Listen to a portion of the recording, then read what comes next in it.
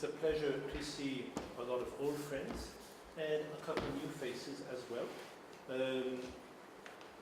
These conferences are part of a process which we started at TBI shortly after I came to Australia, so that would put it around 2010, to try to see how much of the Buddhist philosophy of life can be rooted in empirical verification in scientific reality.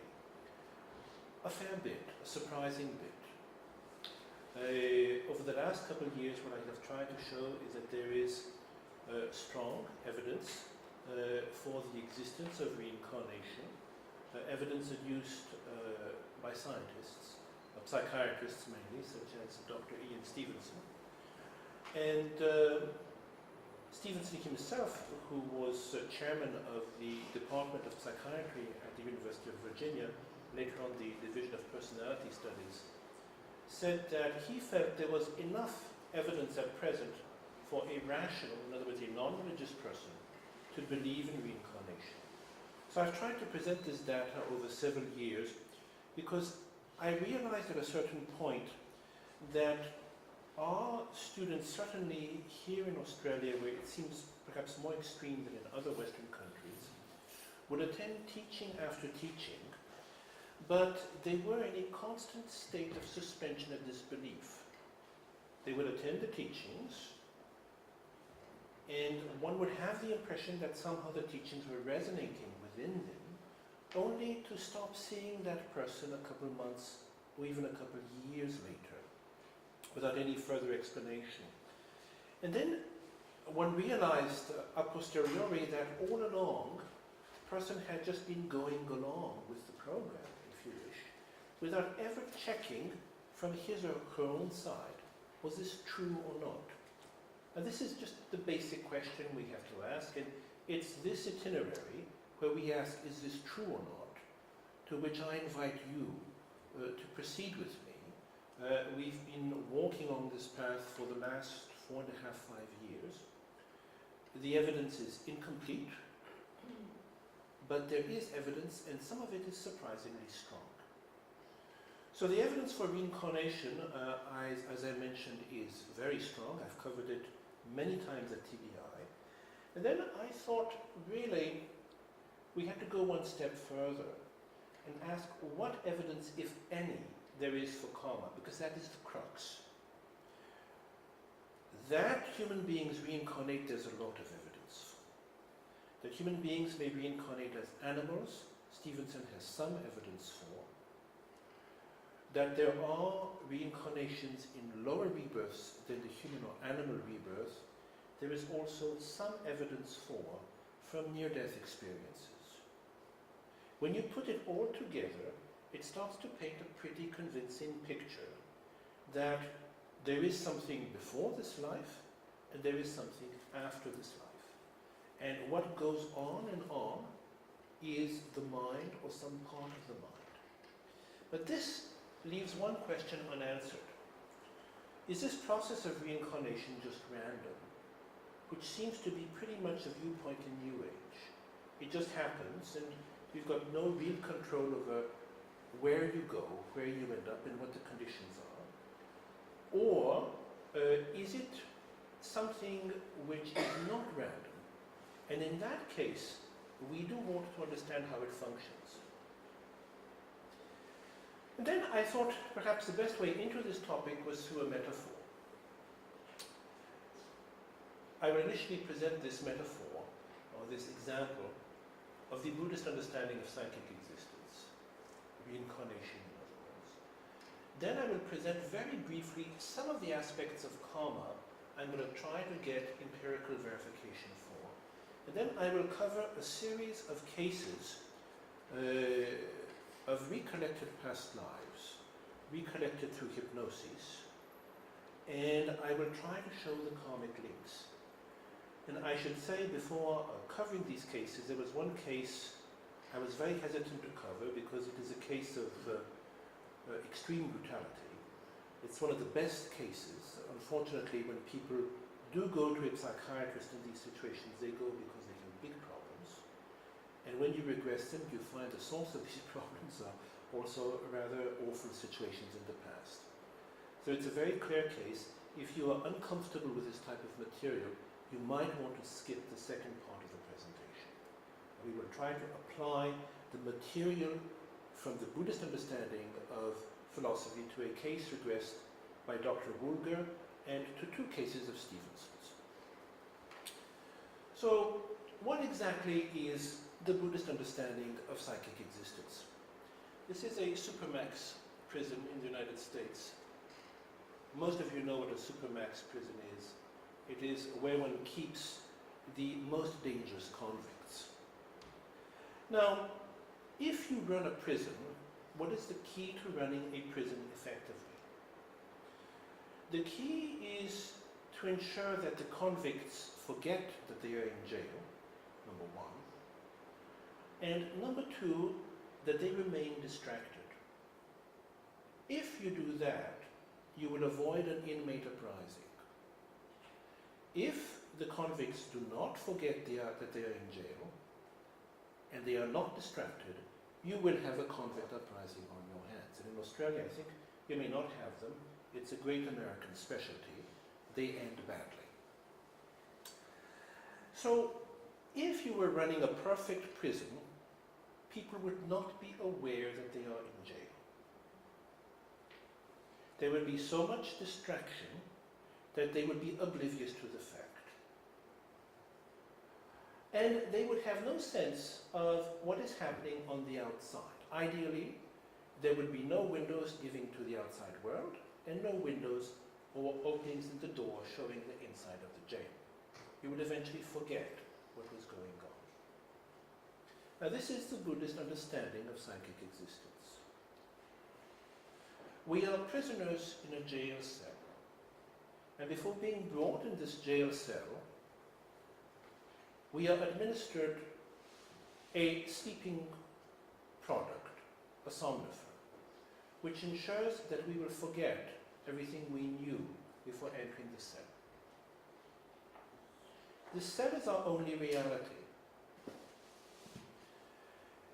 Not only that, but in the ideal jail cell, there is no window giving on the outside to remind one of escape, and there is no window on the door to show on the other cells. So one ends up by believing that this cell is all there is. That cell is our life. If there were a window on the inside of the jail, we could see from our jail cell other jail cells. And we could realize that there are other possibilities. If there were a window on the outside of the jail, showing the outside world, we would realize there is such a thing as freedom. Clearly, if there is a window on the inside of the jail, from a Buddhist standpoint, we have what is called a precious human rebirth. We are aware of the process of reincarnation. And if there is a window on the outside world, we are aware of the existence of liberation from the jail. Now, our situation in the jail cell is that we are given as many games and distractions as we want. Unbeknownst to us, everything we do in the jail cell is constantly supervised by video and audio cameras. And a steady record of this is kept. At the end of our stay in the jail cell, the guards come to fetch us. And they met out punishment in accordance with our behavior. Before we get the next injection to be put to sleep and transferred to the next jail cell, if our behavior has been in keeping with the laws of the prison, we will get a random casual beating. If we're lucky, we will get no beating at all. This is the death process. On the other hand, if our behavior over several stays in different jail cells is considered to warrant punishment, in addition to a beating, we may be tortured for a long time. Sometimes a very long time. this corresponds to a bad death. A death from cancer, a death from Alzheimer's, which is really torture for 1 year, 2 years, 5 years, 10 years. At the end of that torture, we're put to sleep and we're transferred to a new jail cell. In that new jail cell, we don't remember what happened in the past. Now, within this jail, some of the prisoners, because they behave well, get promoted to the best position I know of in jail, librarian. Others don't behave well and face repeated beatings, or worse. From the Buddhist standpoint, this is what psychic existence is. We go from life to life, in each life forgetting what happened in the previous one. There are rules. There's a mechanism which affects us or what happens to us life after life, but we don't have a clue what it is. A very few number of people realize that there is such a thing as reincarnation, and what is happening to us now is not random, and what will happen to us in the future is affected by what we do now. And they try to find the laws, the rules governing reincarnation, how this works, how one should behave to reduce the total amount of pain, to increase the total amount of happiness. And these are what we know as beings of the small scope. Then some advanced beings realize that the whole process is actually like playing against someone with loaded dice. If you play against someone with loaded dice, you may win once or twice. You will lose your shirt in the long run. If you play against the prison, the rules of the prison guarantee you will eventually lose. And they wish for escape from the process. These are the beings of the middling scope. These are the convicts who basically have seen through the opening in the wall that there is a world outside and do everything to get there, all alone. They don't trust anyone else. They take care, as we say, the states of number one. This is much more advanced in terms of spiritual practice than being almost a stooge cooperating with the authorities of the prison, trying to better one's lot. The highest category of being realizes that all prisoners are in the same soup. This is a revolution. Instead of escaping himself alone or herself alone, he or she wants to lead all the prisoners in an uprising against the system. These are bodhisattvas. You have therefore four categories of beings. Those in a jail cell who don't even realize they're in jail. Those in a jail cell who realize they're in jail and figure they better learn the rules of the system to better their lot.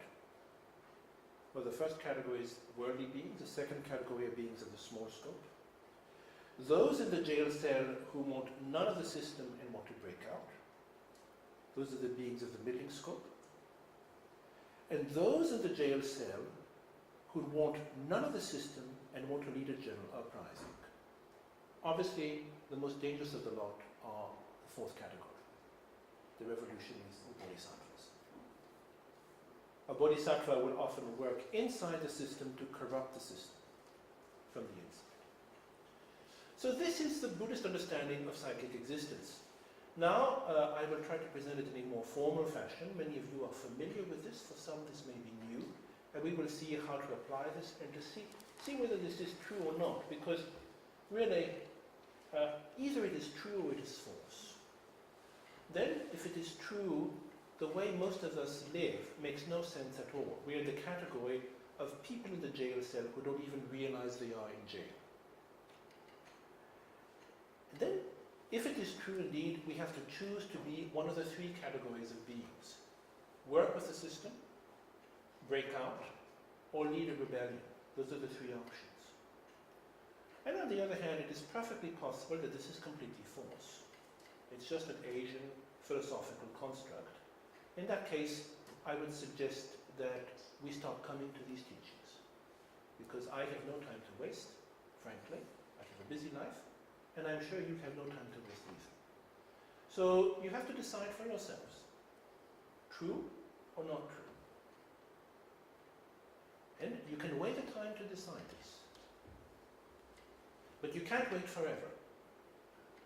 You don't have the time, and I don't have the time. So this is something we have to think about. And if we decide something, then we have to behave in keeping with it. So if it is false, okay, go off, have fun, do whatever you want, you know. It was nice meeting you. And if it is true, then at the minimum, one's behavior must change in keeping with the rules which govern karma and causality. And that's what we shall be talking about this whole year. So I'm not pushing you to swim, but I'm pushing you quietly down the jetty. Know that you shall be pushed in the water by the end of the year. But I really think this way of looking at things is much more productive than just coming to the center indefinitely without ever taking position and eventually drifting away. There is no benefit for anybody in this approach. Well, the question of truth is a question everyone asks in daily life. You sign a contract, which is basically what we consider most important in life. You know, you want to know if basically the bank is indeed going to give you the money for the mortgage, and the bank wants to know if you will be able to pay the mortgage, right? And it's not a matter of interpretation or a feel-good, as all of you who have dealt with banks probably know. So if we apply this in daily life, this should be applied all the more so to something much more important, which is spiritual practice. So from a Buddhist standpoint, what is this cycle of lives which a Buddhists view as a jail, and they call samsara? It is the sum total of our body and our mind. In other words, the contaminated aggregates. But not the body and mind just of this life. The body and mind since beginningless time, which has been trapped in these jail cells, jail cell after jail cell. Then sometimes you're in the good jail cells, towards the middle of the jail. Sometimes you're the librarian, and you have your own sleeping room and an office. And sometimes you're in the cells no one talks about, the punishment cells in the basement, where there's no light and unspeakable things happen. But we have been going through every single one of these. And therefore, samsara is a continuum. I just put 4 lives because I am restricted by what PowerPoint deems meaningful, but there is an infinite number of lives here. It is not just a continuum. It is a contaminated, in other words, a harsh, unpleasant, painful continuum. And when we speak of the aggregates in Buddhist terms, the term aggregates is very significant. It means a pile of something. So an aggregate of wheat is a pile of grains of wheat. The aggregates which constitute the person are groups. There is the body, which we call matter or form, and there are 4 mental aggregates, 4 parts of mind. Sensations, in other words feelings, discrimination, the capacity to say this is a small table, whereas that is an electrical plug. Compositional factors, which is mainly karma, but also is a category in which we fit everything else, and consciousness. The person, from a Buddhist standpoint, is just the sum of these 5 components. And the reason for the division is simply to demonstrate that there is no soul. Now, Buddha Shakyamuni could indeed have divided the person into 2 parts, body and mind, 3 parts, or 400. But he chose a 5-fold division, and this is the one we have inherited. For yourselves, the 2-fold division of body and mind might be easier to handle. It is, samsara is, in other words, the contaminated continuum of body and mind, life after life after life after life. And therefore, from the Buddhist standpoint, all beings can be subdivided into 4 categories. Worldly beings, it's pretty much everybody. This life is what there is. You may pay lip service to the existence of a future life or not, but it makes no real difference to how you behave, certainly in important matters in life. You focus on the here and now. Your health, your relationships, your money, your fun. That's it. Then, obviously this is nice and fine when you're young, right? When you're young, you're healthy, you have fun, you have relationships, and if you're lucky, you have a bit of money as well. Then as you grow older, obviously there's fewer and fewer relationships, eventually there isn't any at all. There's less and less fun because you really can't sense anything. In my case, for instance, my eyesight keeps dropping. There will be a point I won't be able to see anybody in this room. And then obviously money as you grow older, first obviously your wealth increases until you hit around 45 or 50. And then from that point on you start spending more and more on your health. You can accumulate less and less money and your situation becomes worrisome. Depending on the country and the civilization you're born in, it may be very worrisome or moderately so. This is a lot of worldly beings. Then we have, from a Buddhist standpoint, 3 paths. The path shared with the being of the small, middling, and great scope. These correspond to the beings we talked about in the jail cells. Worldly beings are prisoners who don't even know they're prisoners. They're playing Monopoly with each other. Beings of the small scope are prisoners who know they're prisoners and want to figure what the rules of Supermax are. How do you keep the guardians happy? They're keeping an eye on you all the time. You do want little punishment at the end, and next jail cell you want to be on one of the higher floors, not down below in the basement, where there's no accountability.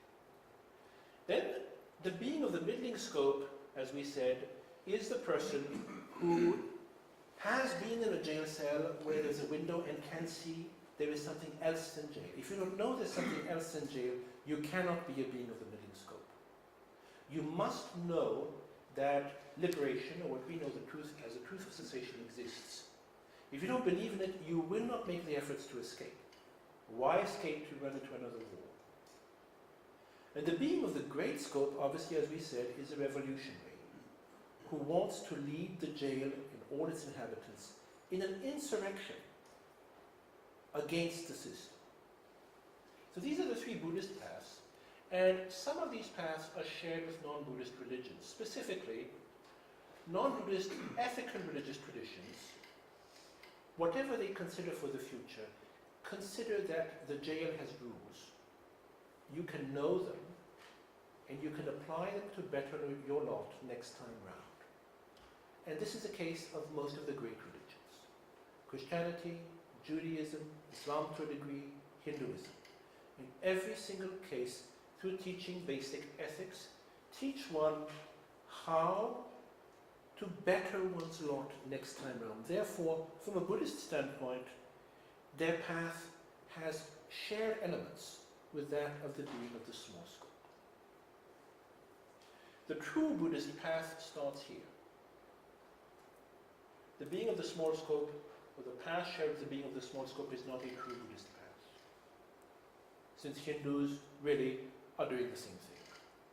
The true Buddhist path starts when you realize that you're in jail and you want to get out. And therefore, if we try to summarize this, the being of the small scope wants to stay on the good side of the jail, the being of the middling scope wants out, and the being of the great scope wants to lead an insurrection.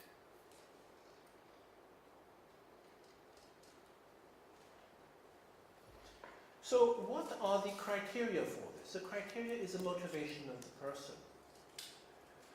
You are a being of the small scope if you have what is known as limited renunciation. This means if you have given up on this life, you've given up on this jail cell,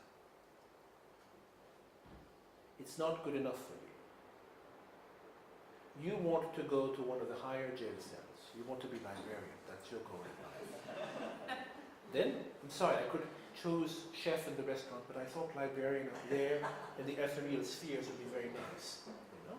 So that is a being of the small scope.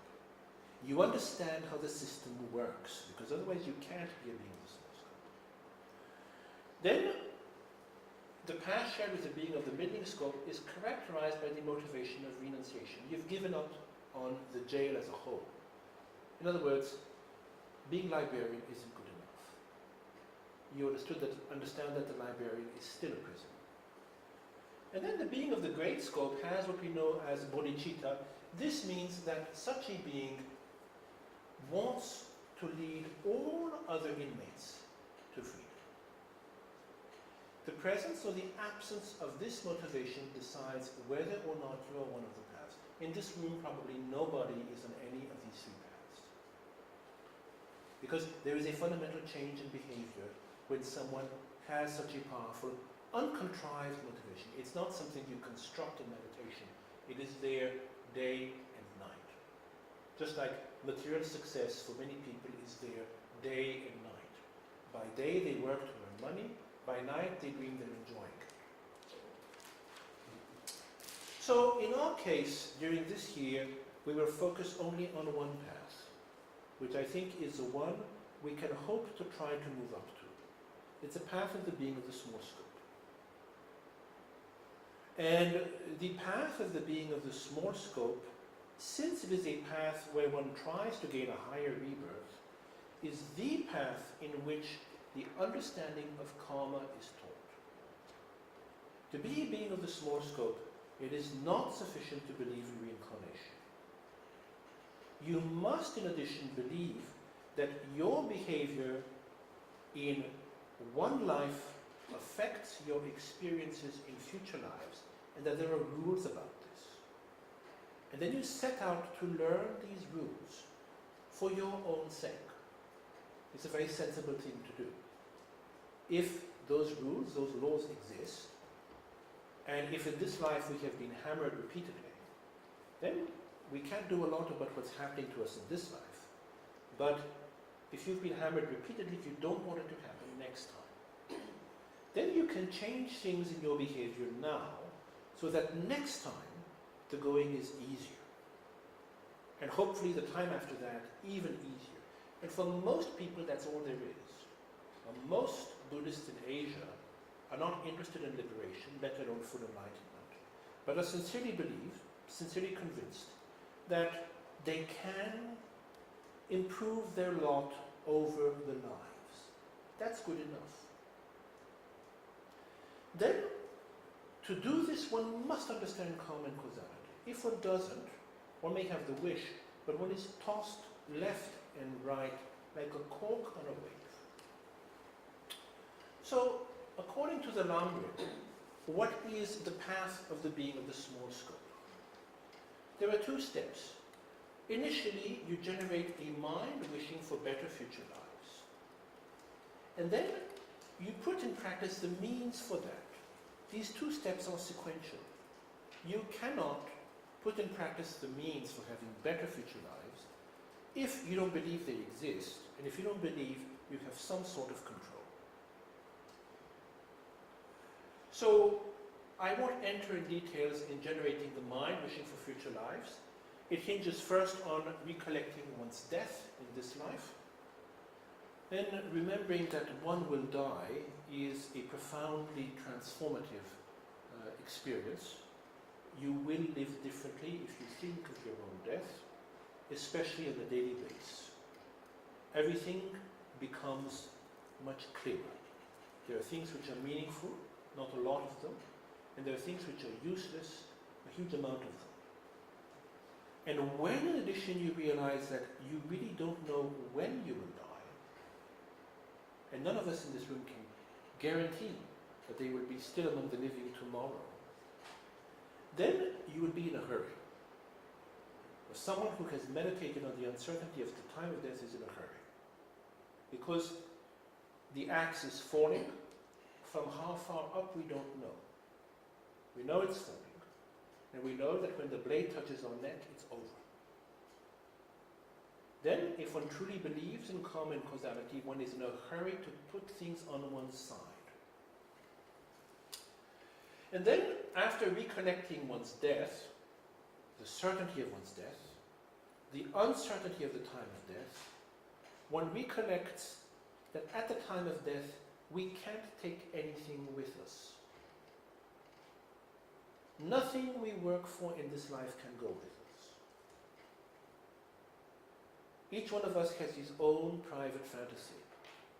For some it's money.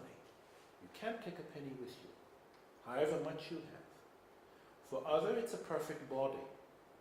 However handsome or beautiful your body may be, it will turn into a decaying heap of meat within a matter of days. For some, it is other things like relationships, for women especially. The boyfriend. And the boyfriend has to stay behind, right? So, at that point, when you understand that it is certain you will die, there is no way to know when, and in addition, you can't take anything with you, the question arises, is there something you can take with you? If there isn't, we stop here. We all go to the beach and have fun. If there is, the question is what? If reincarnation exists, the what is the mind? So it is the mind which must be the recipient of effort. And then, if the mind goes on, obviously the question is where? And once you realize that reincarnation is a reality, and you study a bit the evidence for existence, not only of higher realms like ours, but of reincarnation as an animal, reincarnation as a spirit, or even reincarnation in the hell realms at the bottom of the jail, then it becomes very evident to you that there is one thing you don't want, and that's to reincarnate at the bottom of the jail. And you will do whatever it takes for that not to happen. Now the question arises, what does it take? Right? You've decided that you don't want to end up in the nameless cells in the basement, in the dark, where they do horrible things to you. You can see what happens in this life to human beings. Imagine if there were lower realms, what might happen in such places. Now the question is, what means do you use? And there are two means for the being of the small scope. The first is refuge, and the second is karma. Refuge simply means finding someone who can protect you while you figure how the system works. You've just landed in a supermax American jail, and you're a shrimpy little guy, and everywhere around you you have huge black guys and huge white guys with tattoos. What do? You find a protector, right? Then you want a good protector, someone who's not going to beat you up, someone who understands how things work. Because you alone, you can't do anything. You don't know how it works, and you don't have the strength to fend for yourself. Then if you don't have a protector, you will be prey. Right? So when you're looking for a protector, you're looking for someone who understands how the jail works. In other words, someone who understands how psychic existence works. Many people claim they know how this works. In India there were many teachers. But there is something which is quite unique about Buddha Shakyamuni's teachings, and I think it's unique in the history of religions. That Buddha did not appeal to faith. He said at the beginning, obviously, that's all we have. But Buddha instructed his students to rely on reason and experience. And this is unique. This alone should incite you to throw a second look at Buddha's teachings. Because if you look at the other great religious teachers, the message has always been, hail, here I come, believe. Then everyone can say this. So when we speak of examining the teachings in this way, obviously initially we need enough conviction to start the process. And this is why the second aspect of teaching the means for happiness in future lives is generating a faith of conviction in karma. Enough conviction that this is how things work that you're actually going to study it a little bit. If you have no conviction whatsoever, you're not even going to start. And karma and causality are the protector for the being of the small scope. When we speak in the context of refuge of Buddha, Dharma, and Sangha, Buddha, if you wish, is your protector in the jail. The big guy has been around and knows how things work. Dharma are the rules of the jail he teaches you. Sangha are his friends who will help you. Then think for yourself, apply this example to your lives. If you were in that situation, is this a rational way to go about things? You don't know what's happening. You know you're weak. You know the weak get targeted. You need a protector. How do you choose a protector? What does he have to know? It's irrelevant if he knows electronics, but it's very relevant if he's fully aware of what the gods want and don't want. What the gods want and don't want is karma. Do you understand this example? I'm sorry, it's a fairly harsh example, but I chose it for that reason, so that it would resonate a little bit, you know. And you can choose milder examples if you want, but I think you will find in the cases I cover in the second half of this conference that this is pretty much, unfortunately, the way it seems to be. So, how do we generate this faith of conviction in causality, the root of all happiness? And this is an image, a Japanese statue of Vasubandhu, the great scholar of Abhidharma, who perhaps taught in Abhidharma Kosha karma in greater detail than any other scholar. Udbhatasiddha Swami says, the Brahmins say that virtue and sin may transfer to others like giving and receiving a gift. You, Buddha, taught that what one has done, in other words, karma, never perishes, and that one does not meet with the effects of what one has not done. You could replace in this quote the Brahmins by the Christians, the Muslims, the Jews, the Hindus. In every single of the great religions, there is transference of virtue or transference of merit through prayer. This is absent in Buddhism. We are alone in the jail cell with our own experience. The karma we have is what we experience. There is, therefore, and I'll qualify this statement in a couple of minutes, there is no efficacy of prayer in Buddhism. If you believe in the efficacy of prayer for others, you are bringing a Christian heritage with you. This is not part of the Buddhist teachings. If it worked, if prayer for others really worked, long ago, since there are many enlightened beings, all of us would be a lot better off, because they do pray for us. So we are alone. We are alone with our own past karma, and more importantly, the karma we accumulate now. So what is critical for our future is karmic engineering. Now, when I speak of the inefficacy of prayer for the benefit of others, it has to be quantified clearly. It is true that the prayer of close relatives and spiritual teachers can help, but it is very transitory. I had direct experience of this in the monasteries. When I was ordained, I was responsible for a very large project, the creation of a monastic university close to Sarah. Then as a result, I had close connections in the circle of the protector of the monastery. These are the deities which protect the monasteries. And I did repeated pujas for this project. And I had a friend who was an Austrian architect in his 50s, who for years had been straddling the line between being a lay person and becoming ordained. He would waver. You know, he really wanted to, but wasn't quite sure he could keep the vows. And during one of the protector pujas, I had the merit dedicated to his clarifying his situation. So I was sponsoring the puja. I participated in the puja. He did not. But I dedicated the merit to this. And it was very striking. I did not tell him. And the next day, he came to me, just absolutely radiant. He said, I've made up my mind. I will get ordained. I'm going to make the arrangements. Then I said, that's a little bit hasty, isn't it? Do you want to think about it? He said, no, my mind is set. I have wavered for too long. I said, good. Then how how do you want to go? He said, we will speak to so-and-so for the ordination ceremony.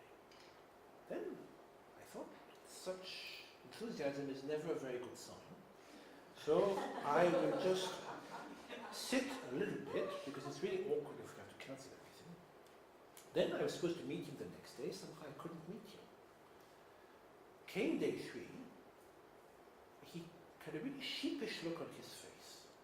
I said, yes, so how's it going? Shall we go forwards?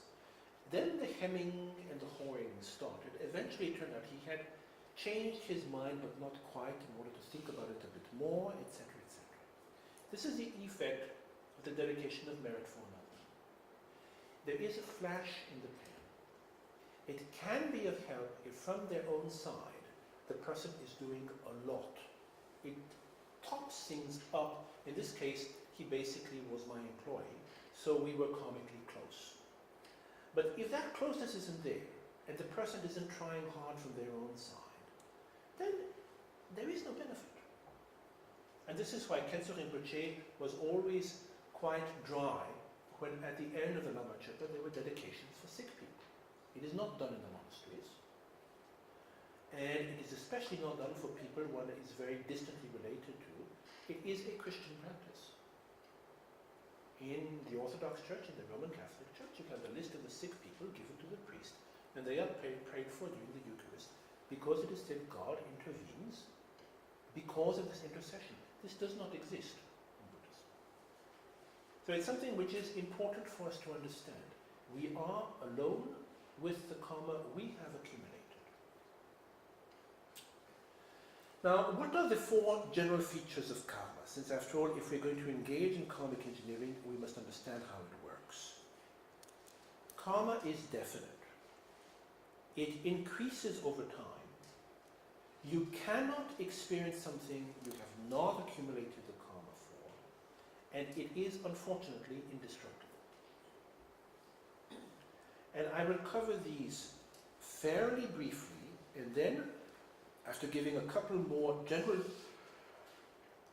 subdivisions of karma, we will address examples, and you will start to see what this means.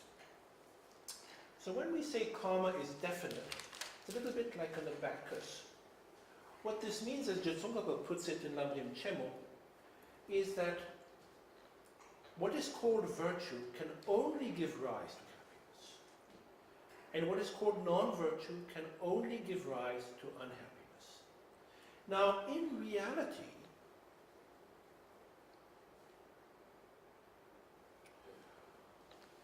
this we largely know because of Buddha's meditative realizations and his enlightenment. Buddha Shakyamuni was able to see down the causal chain. And he called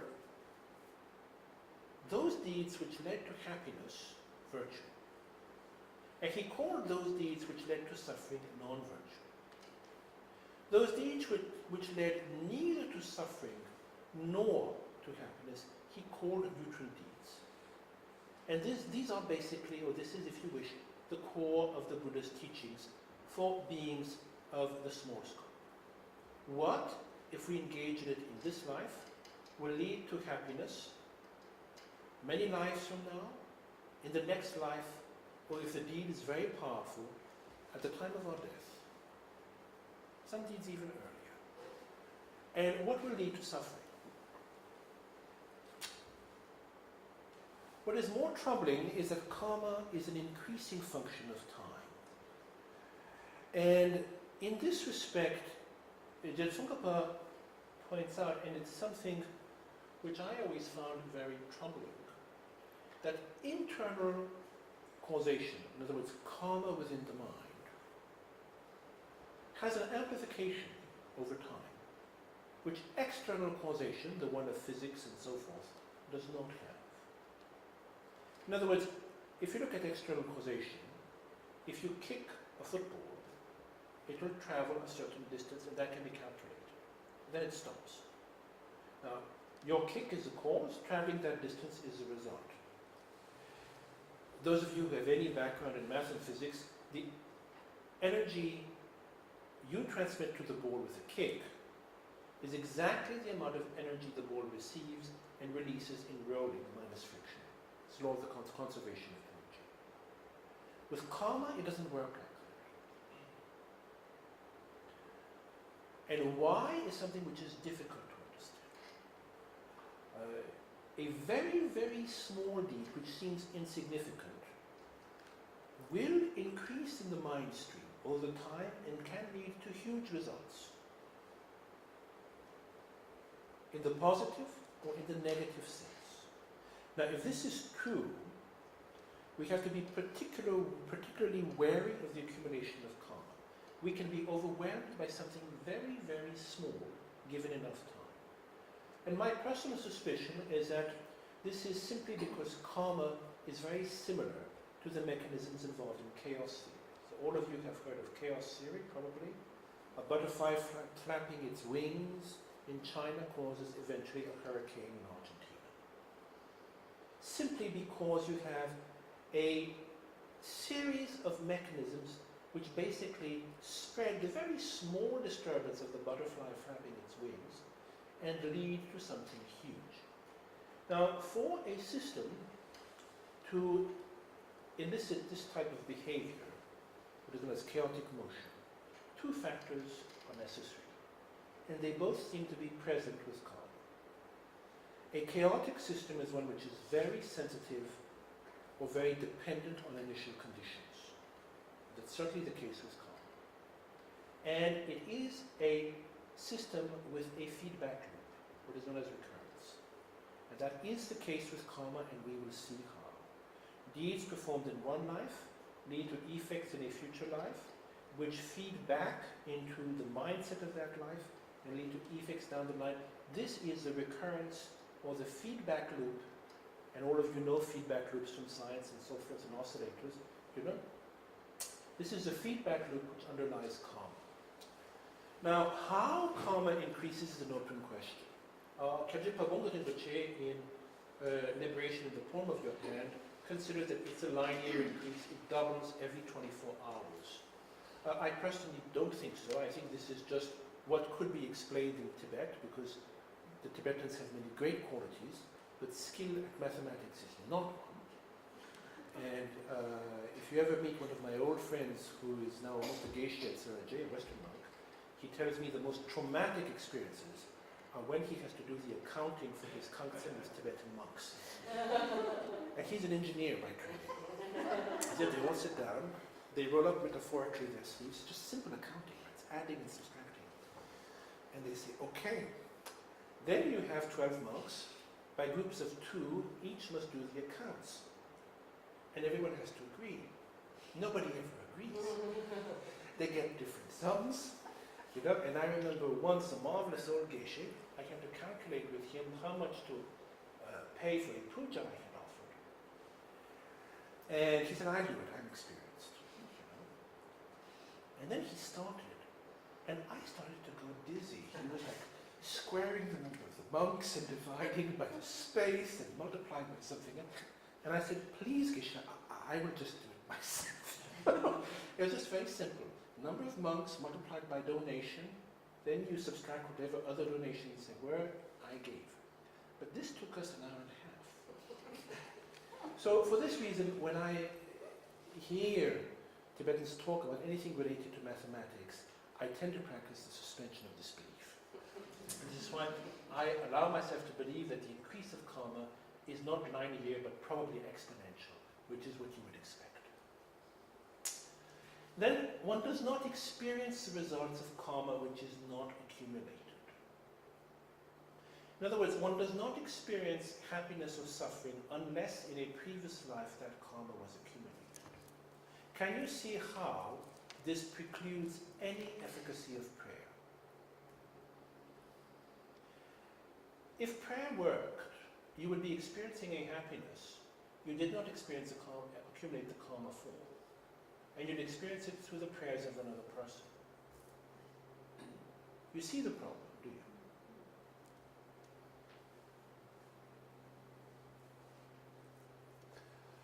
So as you can see, if you have not accumulated the karma that is the cause for an experience of happiness or suffering, you will in no way experience the happiness or suffering that is its effect. then this leaves us very alone, doesn't it? The last of the main characteristics of karma, the four characteristics, is that karma is indestructible. This means that if a karma has not led to its karmic result, it stays in our mind stream. Now, the Tibetans always compare this to a seed. I have always preferred the image of a time bomb. It's like a buried bomb, there in the mental continuum, waiting for something to hit it to explode. And you do see cases like this. I remember a case which struck me because in different terms, this was very much a case of the maturation of a karma. It was a German engineer who was arrested for pedophilia. And during the trial, this man who had everything, he had never had these tendencies before, wealthy, influential, married, said that he had seen such pictures on the web and that they triggered something uncontrollable within himself. And from this point on, he could no longer restrain his behavior. This is a classic description of the maturation of the karmic imprint. The karmic imprint is there like a time bomb. It's hidden. The person is oblivious to it. The right conditions arise. They trigger this. And you have an effect which is uncontrollable.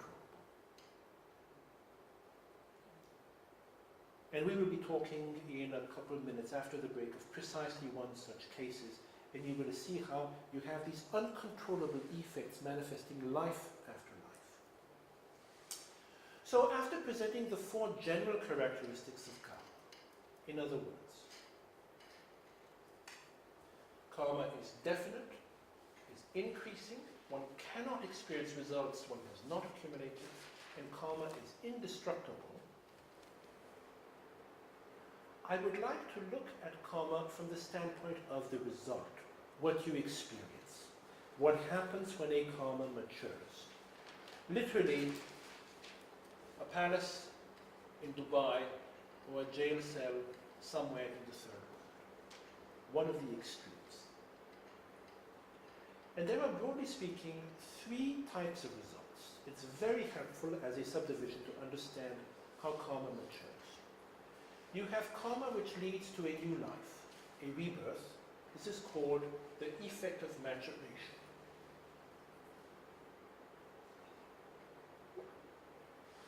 You have karma which is similar, or an effect which is similar to its cause, and you have an effect which causes you to be reborn in a certain setting. Now, the maturation effect, the rebirth, is the karma which causes rebirth as a child, as a human being, instead of being reborn as a dog. In other words, it gives rise to one life.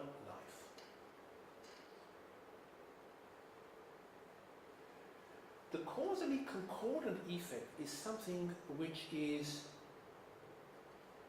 it sounds much more technical, but it's something all of us experience a lot more.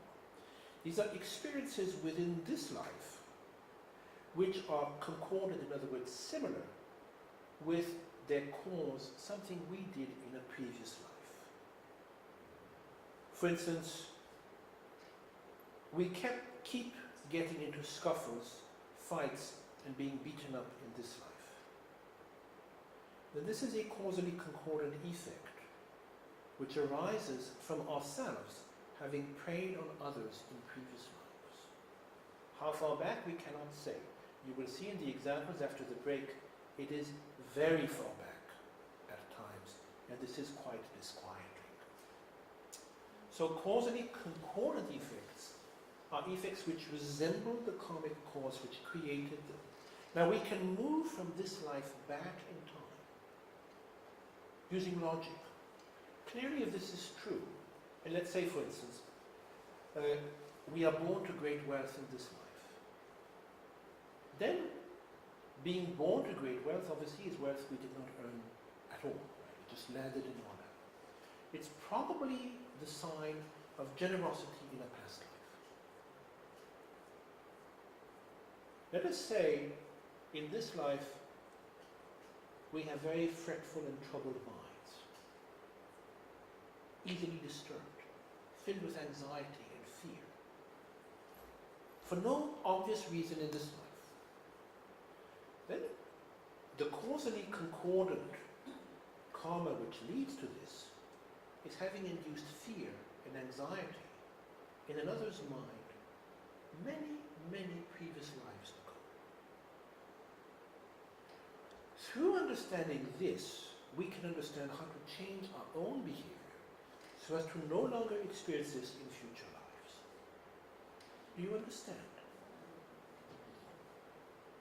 The environmental effect is being born or living in one area instead of another. In Australia, for instance, you have exceptional conditions. This is an environmental effect. An environmental effect of good karma in past lives. For instance, you have an excellent system of law and order. There's very little crime, let's say, in Adelaide. Now this is the karmic result for each one of us who lives here of having protected and sheltered others in previous lives. Being reborn, let us say, in Afghanistan during the war is an environmental effect of having harmed others, of having delighted in war, of having fought in wars oneself and damaged the environment of others.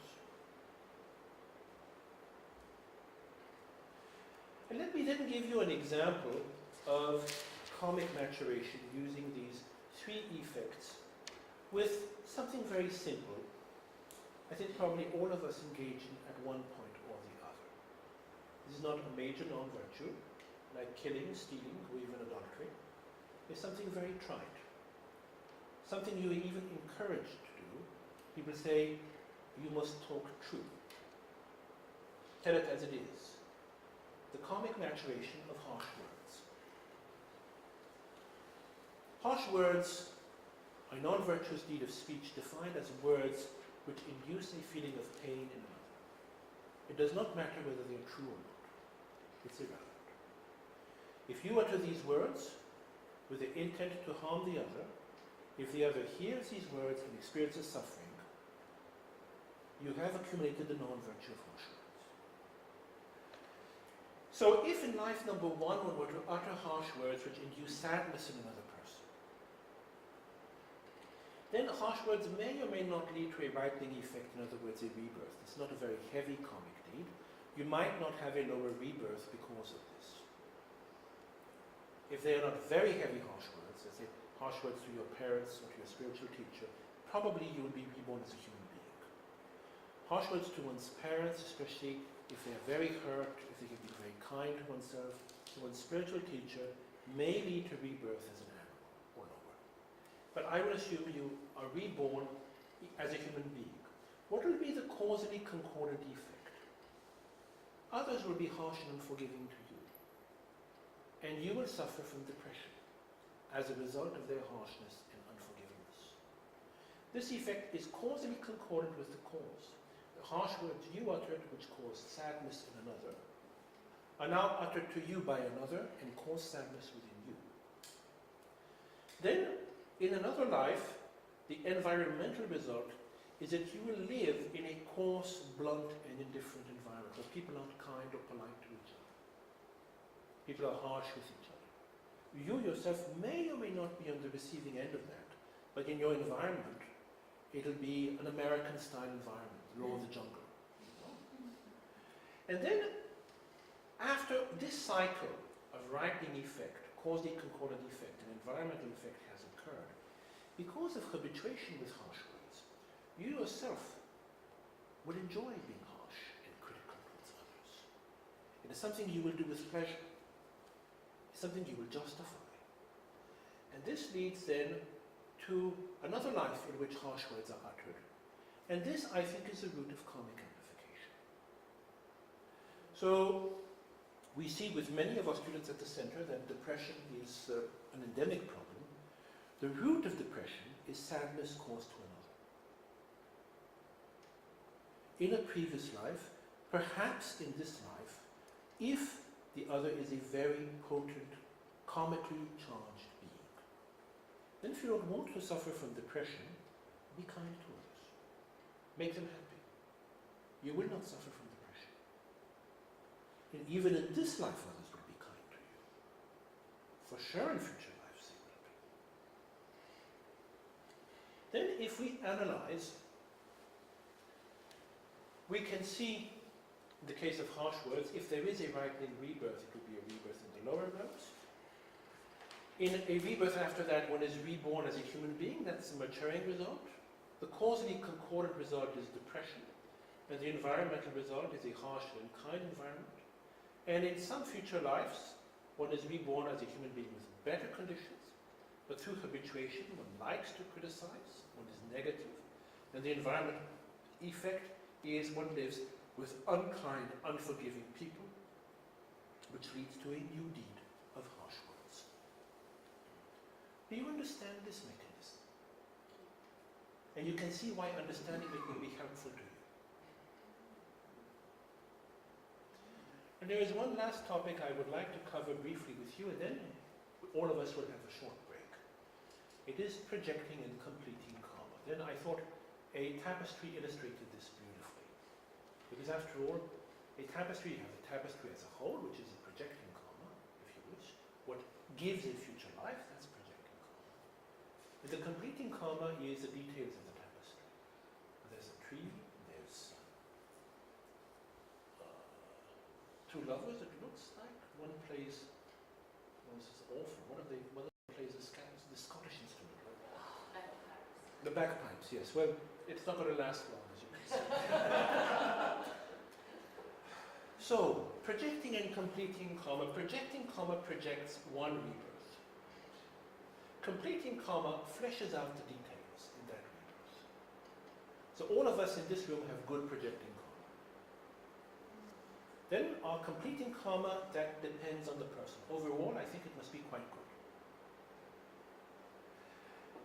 Then, if we look at a grid to see the relationship between projecting and completing karma, good projecting karma leads to a good rebirth, and bad projecting karma to a bad rebirth. But good completing karma within a good rebirth leads in addition to good conditions. Not only are you born as a human being, but you are well off, happy, good conditions, good country. Then, if you have good projecting karma but bad completing karma, you will be reborn as a human being, but in bad conditions. You might be homeless, you might be reborn in India, in Africa, in difficult conditions. You still have a human rebirth, but little can be done with it. Bad projecting karma, one gets a bad rebirth, but excellent conditions. One is someone's pet rat. A rat, perhaps, but like my dog Bobby, with marvelous conditions. And then bad projecting karma and bad completing karma, the laboratory rat, an animal with hideous conditions. And there is one debate I would like to address briefly with you regarding projecting and completing karma. The question is, in a nutshell, how many lives can one karmic imprint project? And there's an ongoing debate. It's been going on for 2,000 years, so we're in no hurry to take a decision. And as perhaps some of the sharpest debates ever, it occurred between two brothers, some of the greatest Buddhist scholars of all time, Vasubandhu and Asanga, half-brothers. According to Vasubandhu, one projecting karma can only project one rebirth. In other words, if you accumulate one powerful virtuous deed, you will be reborn, let's say, as a human being as a result of that, and then it's over.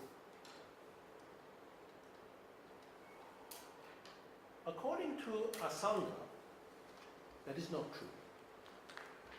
You have four possibilities. One projecting karma can project one rebirth. It can project many rebirths.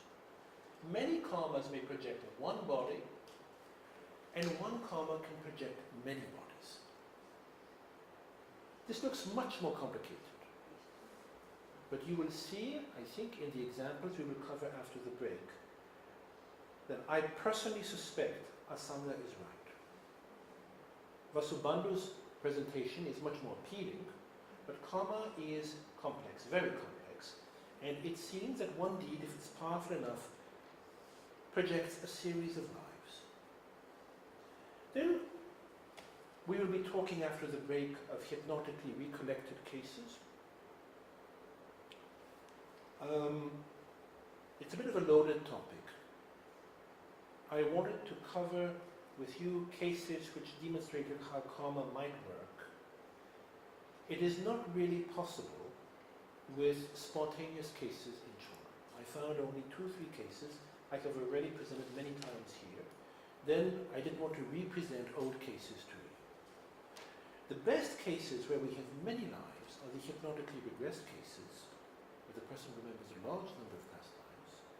These are also the ones where the risk of fantasy and projection is the greatest. So the case we will talk about after the break is, I think, a strong case. There is some independent verification within the memories which seems to confirm the recollections. And then we will stop here for now. We have a 10-minute break. Then I'm terribly sorry I was raised in Switzerland, so I'll be back at 3:20 in 0 seconds. See you soon. What we're going to attempt to do now is an empirical verification of karmic mechanisms. And here it's important to distinguish between 2 different topics. The first is the existence or non-existence of past lives, and the second is karma and causality. They are different.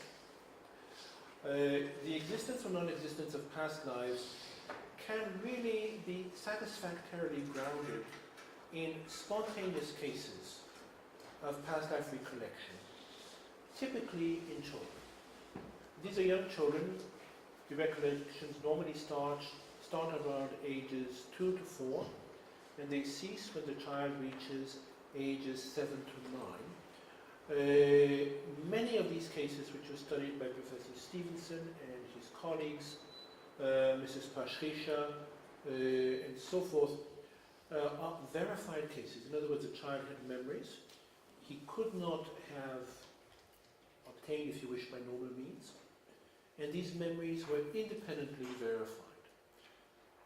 Stevenson collected some 2,500 such cases. Of these 2,500 cases, 890 and some are verified. Of these 890 verified cases, some 60 cases at present are considered best cases. In other words, cases for which there is no other explanation really which makes any sense but reincarnation. So these spontaneous cases are a very strong way of establishing the existence of past and future lives. Now, when we are talking about karma, we're talking of something else. We're talking of the relationship between a deed in a past life and a result in a future life, and what that relationship is. It's very difficult to study these with spontaneous cases because typically a child who remembers a past life remembers just that, one past life. Then you do not have enough data to look back over several past lives and see a pattern of behavior. And therefore, one is obliged to turn to a second category of cases, cases which are voluntarily induced through hypnosis, known as hypnotic regression. These cases are far more glamorous. Many of them have ended up in books. There have been books in their own rights published about such cases. These cases are much more fragile.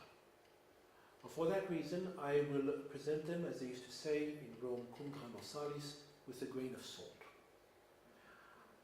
The cases I have chosen, especially the first case, is a strong case. I think you will see why. So these are 2 of the main proponents of hypnotic regression. Dr. Maurice Netherton, I presented several of his cases at TBI over the years. The case of Anna was one of the most famous ones. And Roger Woolger, who was a Jungian psychotherapist, British, who stumbled, if you wish, on past life memories when trying to help patients suffering from deep-rooted mental disorders. What are the pros and the cons of hypnotic regression? These have to be well understood. The pros are the large number of past lives recollected. 10, sometimes more. The patterns are much more obvious precisely because of the numbers. Sometimes, unfortunately, rarely, they can be corroborated by internal evidence. This is quite rare. The cons or the disadvantages, the biggest one is that they are unverified in most cases. And this is wide open to cryptomnesis, in other words, secret memories where you learned something, let's say 40 years ago, you forgot it, you forgot you learned it, and it pops up during hypnosis. Fantasy or hypnotic suggestion, and then one very big problem with hypnotic regression is that most of the therapeutics who practice it are not interested in karmic mechanisms, don't even subscribe to their existence necessarily. They use hypnotic regression for therapeutic purposes, to deal with psychological issues a person has in this life, which is quite legitimate, but is not at all argo. And therefore it is irrelevant for them whether the memory is true or not. What matters is that remembering or bringing this to light leads to healing. Now it's far from obvious from a Buddhist standpoint that remembering a past life has any therapeutic effect.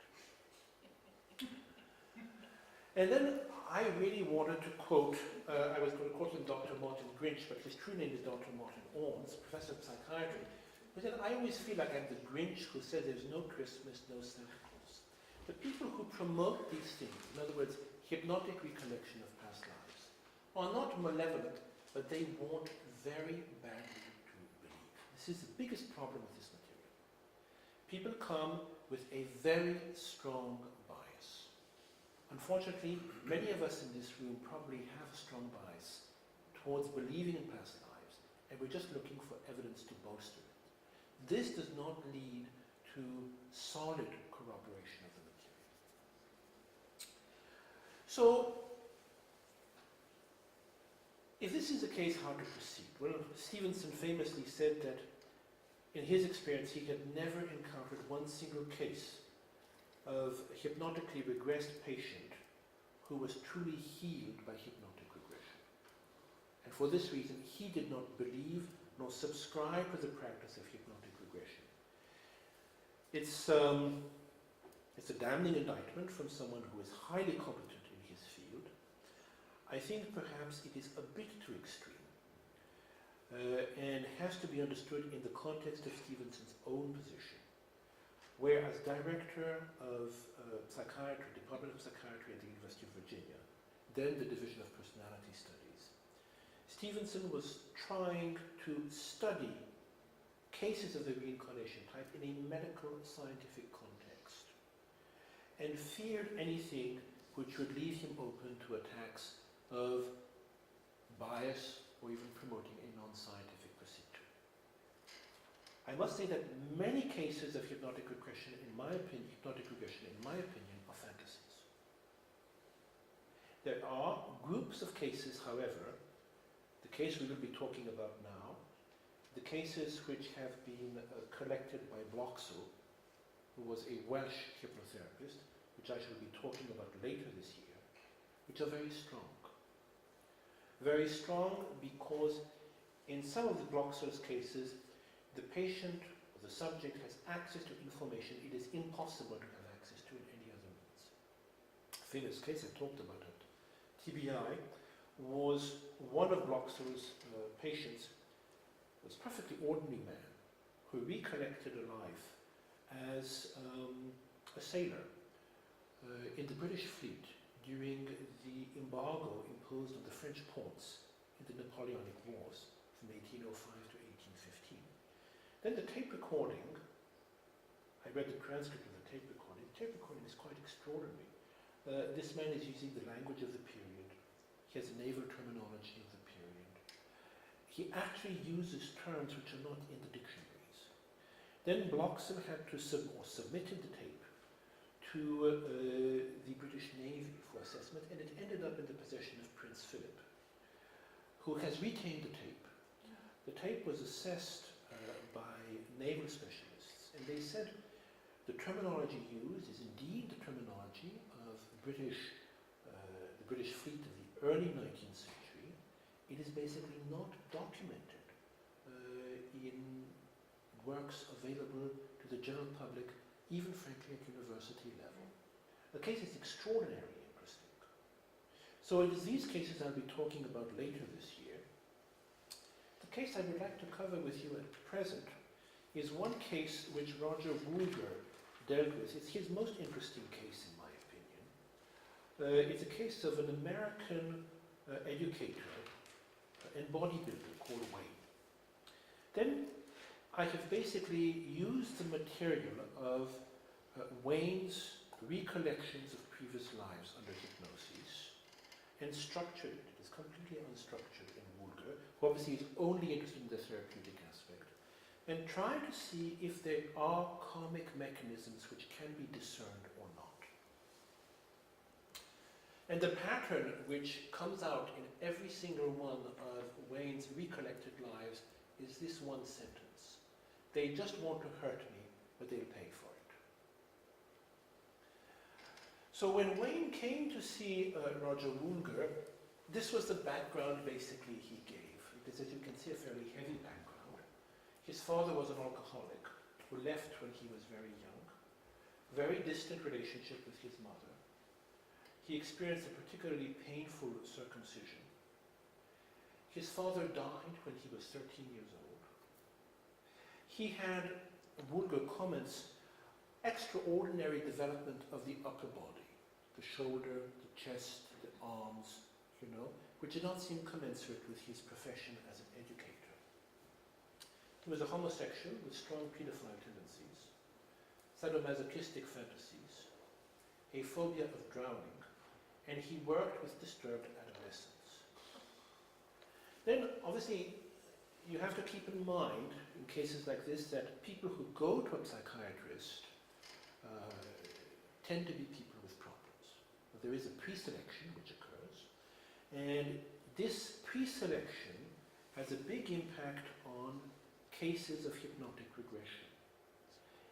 The people who undergo hypnotic regression in a psychiatric context are more troubled than the ordinary person on the street.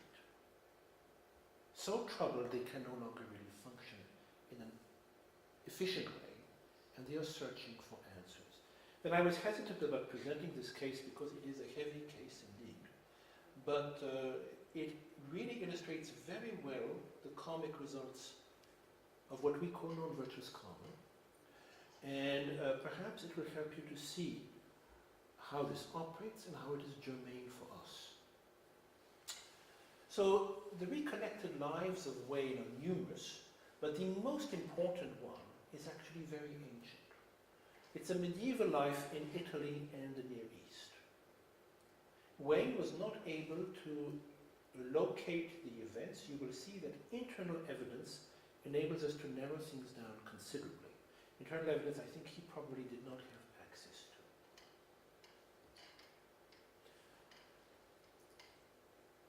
This is a memory of his birth in that life. Then I have put in orange the key factors. I like to try to keep them in mind. We will draw them together at the end of our analysis of this case. I'm being born. There's these big women all around me. His mother dies in childbirth. They don't care, no one cares. They could kill me if they wanted to. The mother dies in childbirth. The crusader is raised as a loveless orphan, treated almost as a slave by his father. He has a sister who is kind to him. He kills his own father at the age of 14 by setting fire to the house he is sleeping in. And this first recollected life is marked by extraordinary levels of violence, which we will find as a pattern throughout the recollected lives. I am a knight in armor, Italian it seems. I am mounted on a horse with helmet, boot, spear, and I have a tunic with a white cross on it. I am some kind of leader of this band of soldiers. It's hot, dusty, rocky terrain, Mediterranean or Near Eastern. And this is a key point in this recollection which enables a tentative identification. Most depictions of crusaders depict them with a red cross on the tunic. exceptionally rare to see in the media, just what Wayne would have been exposed to, in other words, a depiction of a crusader with a white cross on a black background. Actually, this was the logo, if you wish, of a specific order, which came to be known much later as the Order of the Knights of Malta. The early Order of the Knights of St. John of Jerusalem, the Knights of the Hospital, all wore a white cross on a black background. And this order was recognized officially by the Pope in 1113 and was founded, interestingly enough, by Italian merchants. The order ceased all of its activities after the siege of Acre in Palestine in 1291, where the Muslims took the upper hand, and the order had to relocate first in Rhodes, then in Cyprus, and eventually in Malta. So we have a bracket for this life because precisely of the garb worn of between 1113 and 1291. And it is a vestment someone exposed to media images of the Crusaders would not be familiar with. So this is what makes this life very interesting. There is some internal evidence, which corroborates it. Then I must apologize for the sections which come up. They are extremely brutal. You are welcome not to read if you do not want to read them. But there is a pattern here, a comic pattern, which I would like to unfold. Wayne now recollects being on the edge of a village and killing the mother of a 12-year-old child, impaling her on his spear. Then, after killing her with great savagery, he seizes the boy and kidnaps the boy. Now you will find all the patterns in this recollection reenacting themselves life after life in the recollected lives of Wayne, until they manifest at a physical level.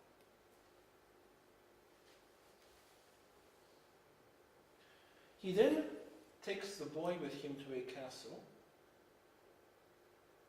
and his words regarding women are quite striking. You will find again that you have a comic pattern here. Women are simply for us to get here. They are to be disposed of. A deep-rooted misogyny, which leads him to rape the child and then kill him.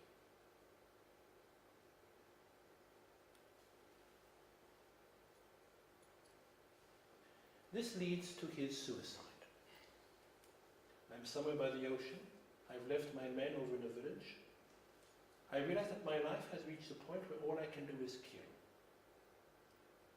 I am so full of anger that I don't know how to stop it. I want to die. I take my dagger and walk into the sea. I plunge it into my own belly.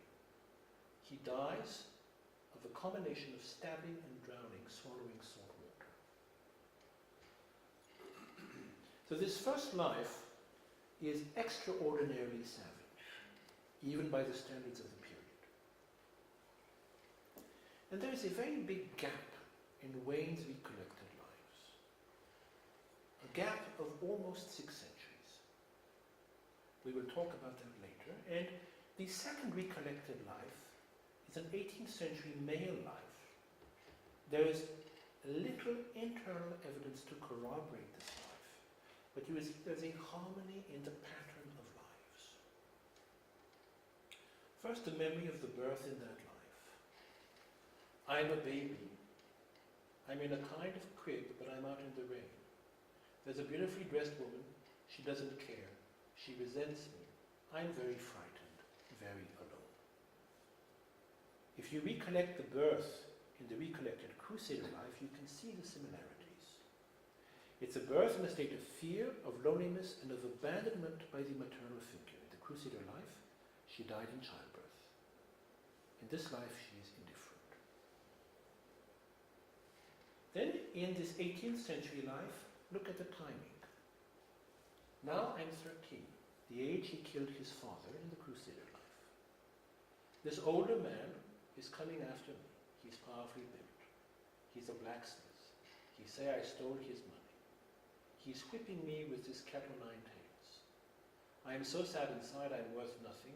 And then the leitmotif which comes up in every life, they just want to hurt me, but they'll pay for it.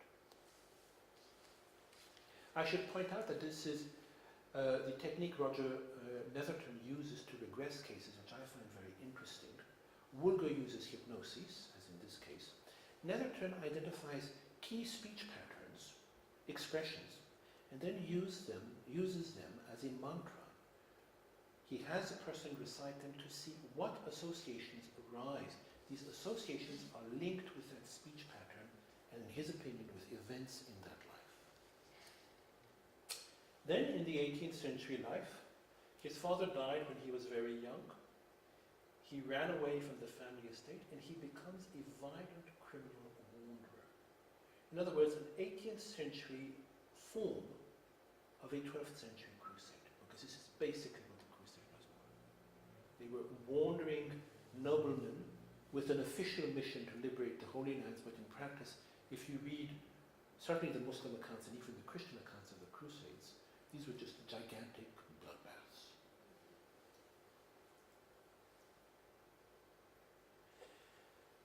And then in Wayne's recollected 18th century life, this arises. I'm seeing this well-dressed woman into a carriage.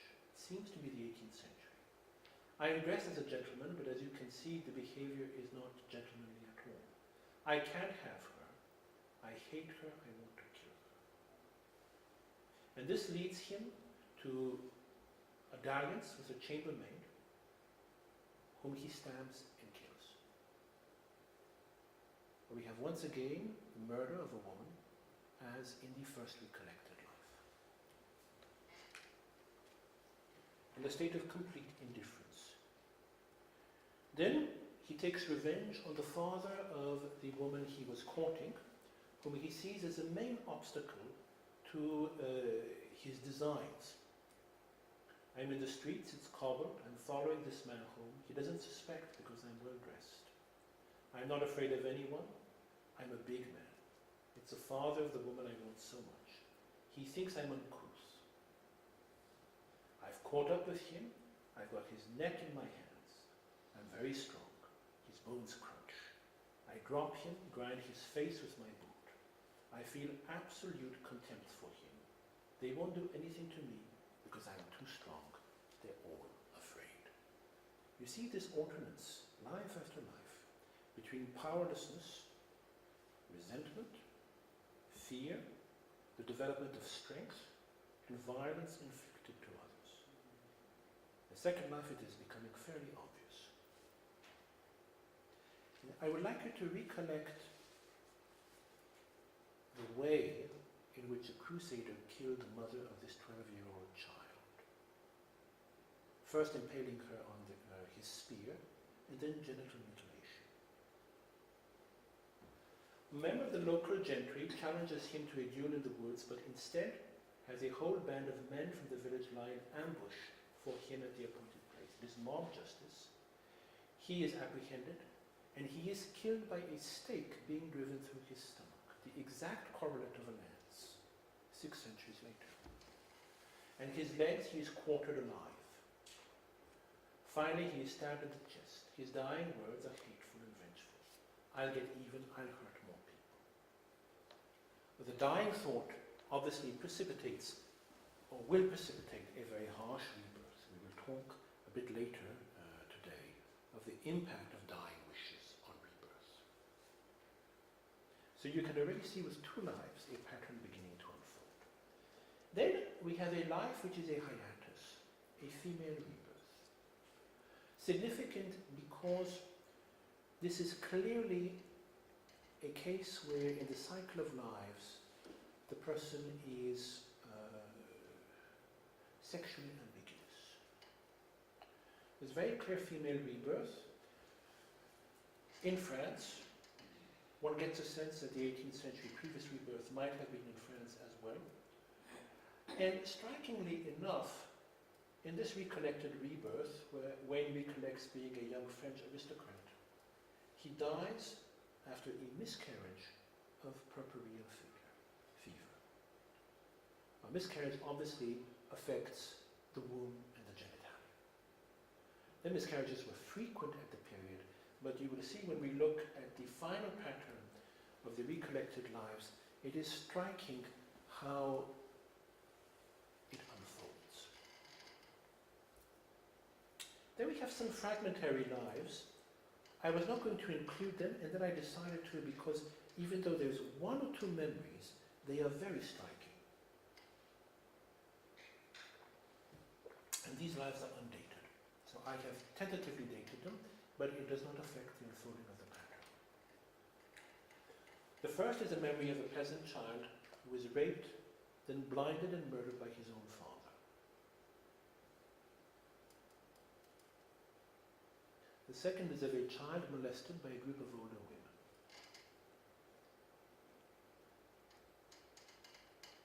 The third is of death under torture as a Native American, in which he is castrated. And the fourth, which we can place around 1939-44, is death after being beaten up in a Nazi concentration camp as a young Polish teenager. Do you start to get a sense of the karmic pattern unfolding here over 800 years? Now let us look at the 20th century life of Wayne Woolgospatian. And I had already presented this before, but I think it will acquire a lot more weight for you now. The father was a gambler, poor relationship with the mother, painful circumcision. The father dies at 13, the same age at which he killed his own father when he was a young Italian crusader, the same age at which the 18th century child lost his father, tall with extremely heavy muscular development, which corresponds to a warrior persona in a previous life, homosexual, this is a pattern present certainly in the first life, sadomasochistic fantasies we could imagine where they came from, a phobia of drowning, which corresponds to the mode of death in the first life as a crusader, and then working with disturbed adolescence, and Wayne himself recognized it was a means of getting access to young people. Now he claims he never abused this, we have no means of knowing. So what is the hypothetical timeline of these lives? We have three chronologically successive lives, followed by a fourth one, and four fragmentary lives. One life as a crusader between 1113 and 1291, with a 600-year gap to the next recollected life as a criminal vagrant. Then one life as a French aristocrat, a woman. One tragically short life as a child, and probably a very short life as a molested infant, a life as a Native American who died under torture, and a life as a Polish teenager beaten to death. And finally, this poor troubled man who comes for help. Now, what is the karmic pattern? Let us try to see the, if you wish, the warp here, in this tapestry of lives which follows each other, and it is very clear that there is a pattern in this case. The first pattern is that of the absent or dead mother in lives 1, 2, and 5. In life 1, in the Middle Ages, the mother dies in childbirth. In life 2, in the 18th century, she is indifferent. In life 5, he has a poor relationship with his mother. Then we do not know for the other lives. I would assume the relationship was not good, but we have no way of saying. The second pattern which unfolds is the twin pattern of a violent father and parricide murder of the father. In the first life, he kills his father at 14. In the second life, he is flogged by a father figure at age 13. In life 4.1, he is murdered by his own father. In life 5, his own father dies when he is 13. Very clear pattern unfolding. Then the pattern of the violent wanderer is very clear between lives 1 and 2. We do not know enough for the other lives to say anything. In life 1, he is a crusader. In life 2, he is a criminal wanderer, basically a con man, abusing of the confidence of others.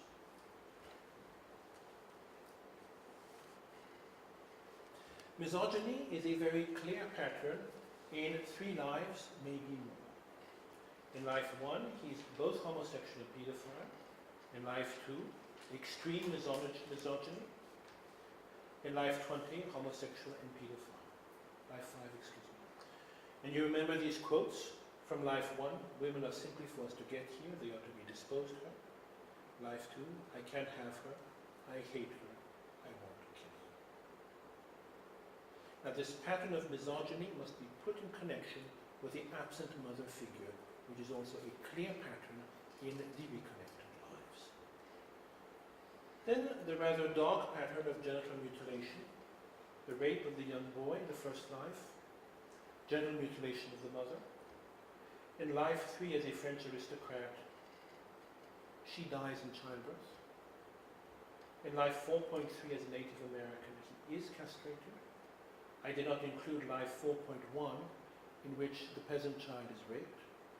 In life 5, as Wayne in the 20th century, he experienced an extremely painful circumcision as an adult.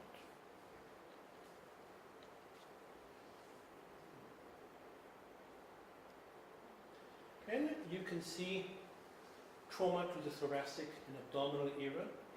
In life 1, he eviscerates a young boy to kill him. In life 18, he stabs a chambermaid, and then striking enough, he himself is eviscerated. He is impaled, like having a stake driven through the stomach and stabbed to death. And the son of the peasant father, we do not know how he was murdered. I wonder whether it was stabbing as well.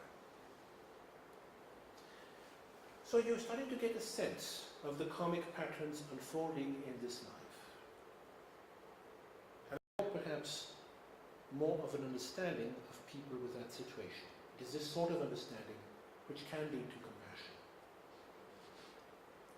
So let us try to make a synthesis. First, regarding family and lifespan, and here, without talking yet of karma, I have put in red what I consider causes and in green effects. These are the lives considered. Life 1, 2, 3, 4.1, 4.2, 4.3, and 5, and their tentative dates. His gender, male, male, female, male, male, male, male. And the features as far as family and lifespan is concerned. So, in life 1 and 2, you have an absent or dead mother. Strikingly, in life 1, you have parasite, which karmically, from a Buddhist standpoint, would be an extremely heavy deed. The object is heavy, one's own father. You will note in life 2, the following human rebirth, what looks like an effect, no father. Then you also have the same effect in life 5, an alcoholic father who abandons home when the child is 13 years old. I didn't include them, but you have traumatic relationships with the father in life 4.1, in which he rapes the child. It may or may not be part of the same pattern. Here you have what is or what would be from the Buddhist standpoint the karmic cause. Here you have the effects. We have no non-human effects of maturation. In other words, lower rebirths, because we don't have access to it. I will talk about that in a couple of minutes. I think basically, most probably, if we look at the timeline, we are looking here probably at a long expanse of non-human rebirths in the lower realms of some 600 years. But I have no way of proving this.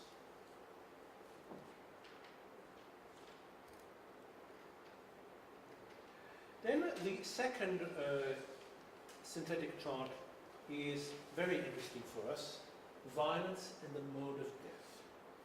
Look at the causes here in life 1, how he kills. He eviscerates, he stabs, he mutilates the genitalia, and he inflicts homosexual rape. In the 18th century as well, he stabs. Now look at the results. In the second life in the 18th century, he is himself impaled and stabbed. In the third life in the 18th century as a woman, he dies in childbirth, in other words, from genital trauma. In lives 4.1 and 4.2, he is raped. He is a recipient of what he inflicted on this child. And finally, in life 4.3 and 5, as an Indian, he is castrated. And in the fifth life as Wayne, he experiences extremely painful circumcision, a form of sexual mutilation. Do you see the pattern unfolding?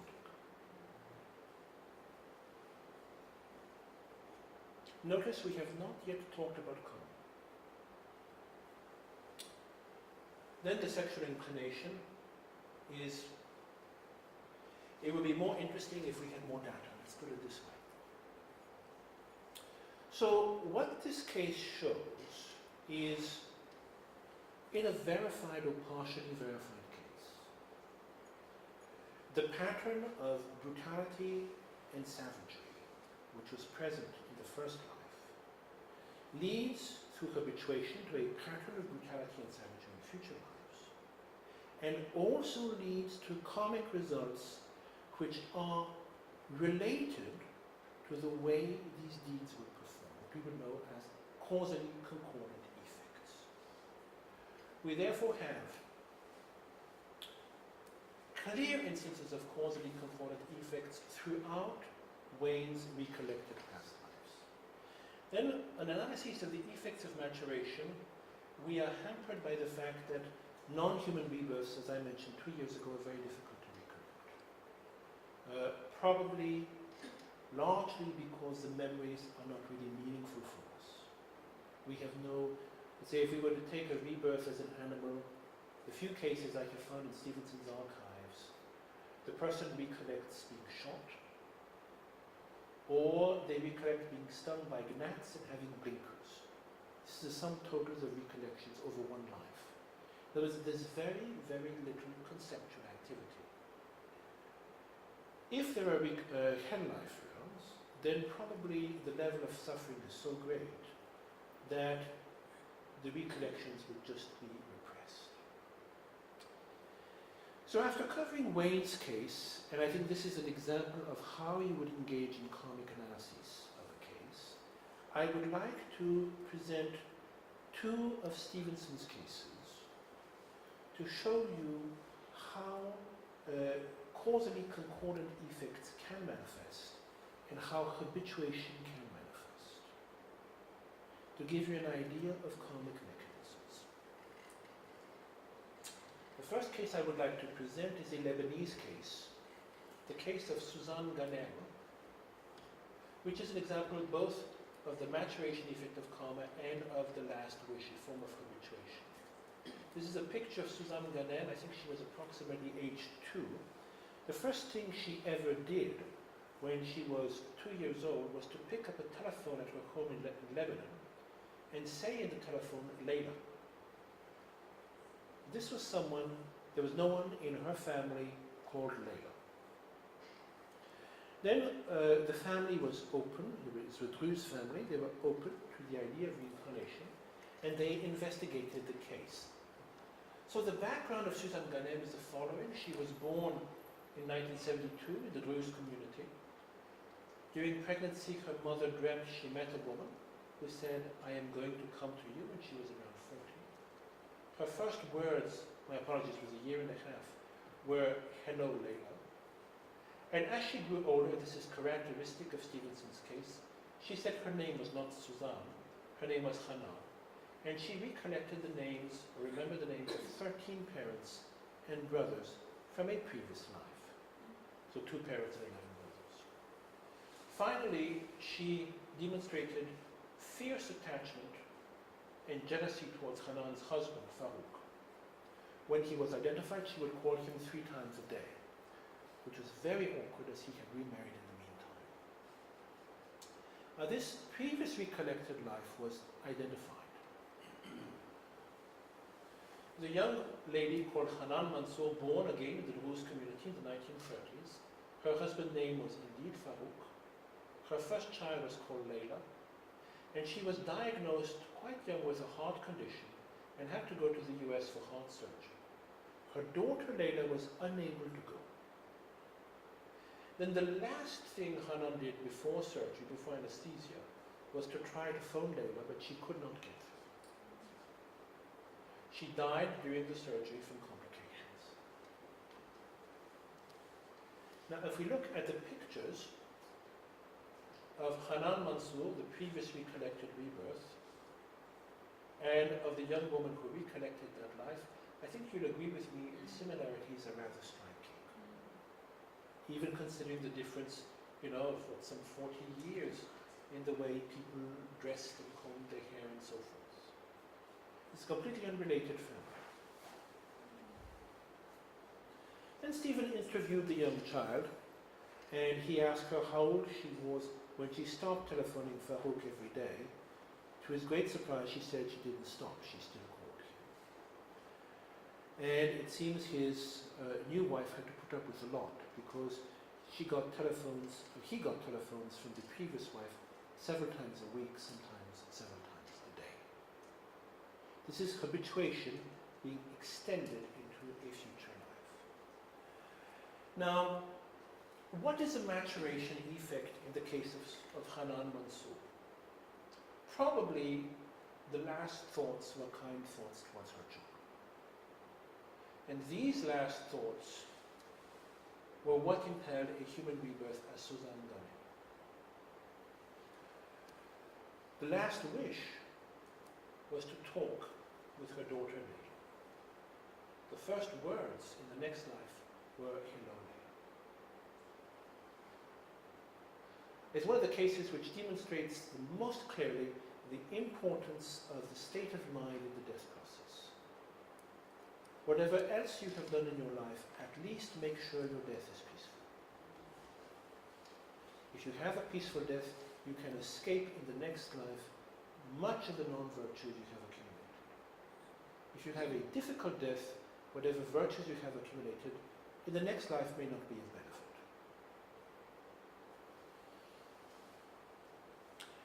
And then I would like to remind you, before going into the next case, of the distinction between projecting and completing karma, which we talked about. Projecting karma is karma which projects an entire rebirth.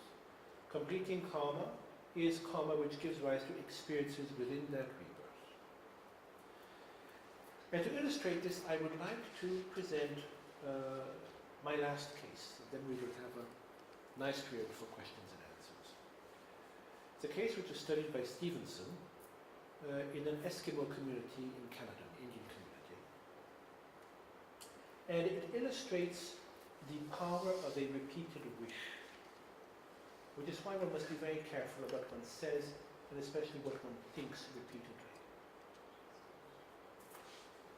The case of Bruce Peck, a very striking case of completing karma, in other words, a karma which affects the details of this life through the power of a repeated wish. So Bruce Peck was an Indian, a Haida Indian of British Columbia, born in 1949, and he was born with 2/3 of his right forearm and right arm missing, as you can see clearly in the picture Stevenson included in Reincarnation and Biology. He had no memories of a previous life at all, but a marked phobia of water, and eventually wanted to become a fisherman.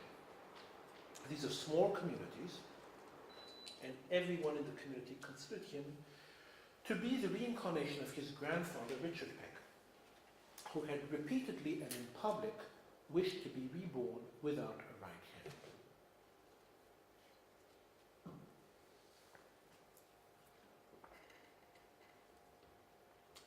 Richard Peck, the grandfather, was born in 1894 and worked all his life as a fisherman in extremely harsh conditions. Over and again, he said he would come back with only one hand so that he would not have to work so hard. And then he would make the gesture of chopping his hand off. He died at age 55 of a heart attack while fishing and fell in the water, fell overboard.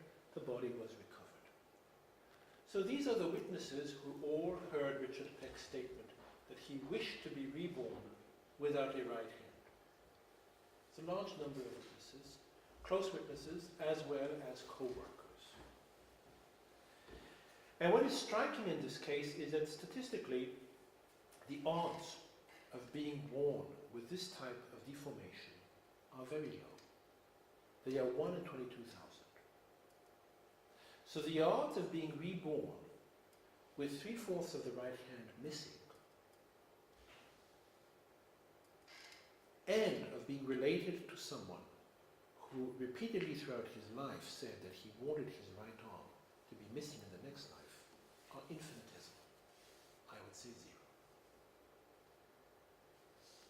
Moreover, if we look at the mode of death of Richard Peck, we can see that after having a heart attack, he fell overboard and probably started to drown. And we can see that Bruce Peck suffered from aquaphobia, a marked phobia of water. So I mentioned many times at TBI that phobias in this life, which are unexplained by events in childhood, generally are connected to the mode of death in the previous life. Someone who died, let's say, from a snake bite, would have a phobia of snakes. Someone who died in a fire would have a phobia of fire. Someone who drowned to death would have a phobia of water. We saw the same thing in the case of Wayne. If you remember, Wayne, after suiciding as a crusader in the first life, drowned to death. And he had a marked phobia of water 800 years later in his rebirth as a Wayne in the 20th century. So the cases of Suzanne Ganem and Bruce Peck start to give us a sense of the danger of wishes, promises, and pledges. A wish, a promise, and a pledge at the time of death has very strong chances of manifesting in the next life. Manifest it will, but it has strong chances of manifesting in the next life. And even if it is not made at the time of death, repeated wishes, repeated pledges, powerful commitments are karmically potent. Well, this begins to give us a sense of how karma operates. And I hope with the case of Wayne, you got a sense of how non-virtue, karmic non-virtue in one life, can lead to suffering in a future life, and how the suffering is related to the karmic cause which gives rise to it. Then in my next talk, I will enter into much greater detail in karmic mechanism. We will analyze what are known as the 10 non-virtuous deeds and their specific karmic consequences, and see if we can find cases which corroborate the Buddhist teachings on this matter. So I have covered what I wanted to teach or to cover with you this time, and I wanted to finish with a very beautiful quote from the Dhammapada, Yuranavaka in Tibetan, Mahayana canon. Just as the shadows of birds who dwell in the sky move along with them, beings are followed by what right and what wrong they have done. If you take the case of Wayne, it's very striking. You have a karmic chain extending over 8 centuries. And the full unfolding of the chain is still going on now. As we said, the predispositions, which must have been sown much before the recollected life as a crusader, lead to sexual tendencies, to psychological tendencies, to behavioral tendencies, which will lead to other behavior in the future. This is the unfolding of karma. And this is why the Buddhists consider the chains of karma to be like the chains which fetter us in a jail. Something which is to be understood so that it can be escaped from. Then if we are unable to escape from karma, at least we have to make it work for us. And this is only possible if we understand how it operates. So the road forwards for all of us, I would suggest to you, Now that there's a lot of material of hypnotically regressed cases, a lot of spontaneous recollections of previous lives, is to take this material and to try to see if there is a relationship with not just the Buddhist books, these are shared Indian teachings, the Buddhist, Hindu and Jain teachings on karma, and whether the Buddhist, Hindu and Jain teachings on karma are true or not.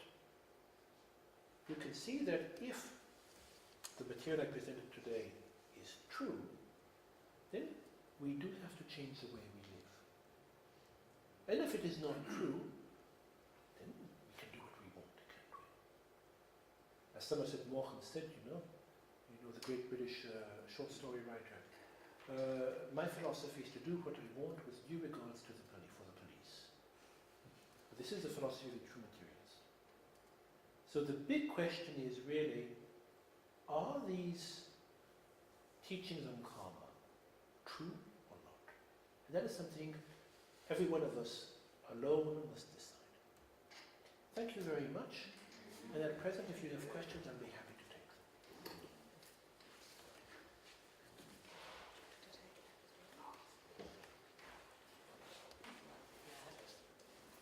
Can you speak loudly so it's to be recorded? Okay. I have a question about the dedication of merit. If karma can only ripen on ourselves, why would there be the practice of dedicating merit? For our own benefit. For our own benefit. The dedication of merit benefits us. If merit was something you could give to another person, then the Buddhists have dedicated their merit to our well-being for thousands of years. We will be much better off than we are. Prayers for others exist mainly for our own benefit. When we pray for the welfare of another person, we benefit greatly.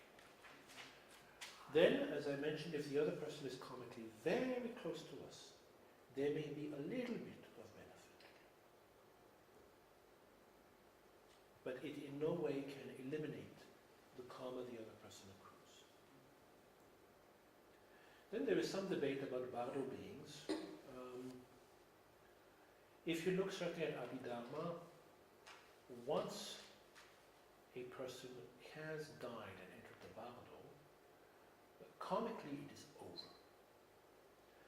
Then it is possible to modulate the conditions of the next rebirth. There's a lot of debate about this. And by modulate the conditions, it's basically modulate the completing karma. So if someone is to experience a rebirth in the lower realms, it is very difficult to prevent such a rebirth. But it is possible for this rebirth to be a lower realm rebirth with better conditions. If the prayers, the dedications, are made by someone karmically very close to the person. But basically, since it is largely inefficacious, the approach of the great Kadampa Geshes was to take karma as one's protector and not to focus on prayers, on protected deities, and so forth. Does that answer your question?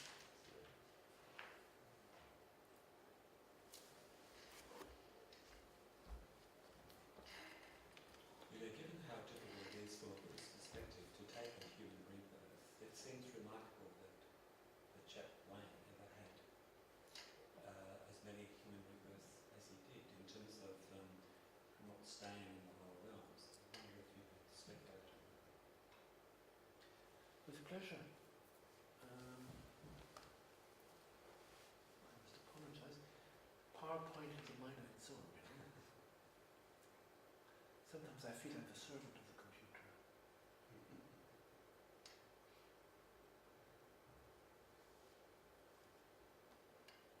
Are you quite sure there were that many human rebirths? This is a time span of 800 years. And you have 3, 6, 8 lives. Of the 8 lives, only 3 lives were relatively long.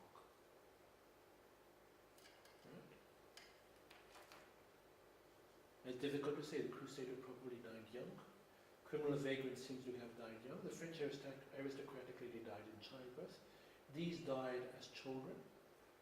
The Native American rebirth probably probably died young. The Polish teenager died as a teenager. Wayne, we do not know his lifespan. So these are 8 human lives, most of which are short, over 800 years, with 600 years between the first and the second human life. There's no memory at all, which is generally an indication of a lower rebirth. Generally. So I would assume that because of the conditions of his death at the end of life 1, if you remember,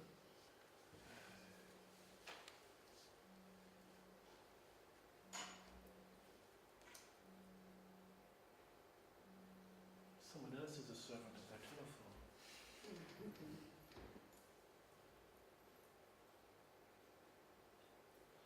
Because of the conditions at the end of life 1, you have a state of complete despair and anger, followed by suicide. One is entitled to assume that, from a Buddhist standpoint at least, this would lead directly to a lower rebirth.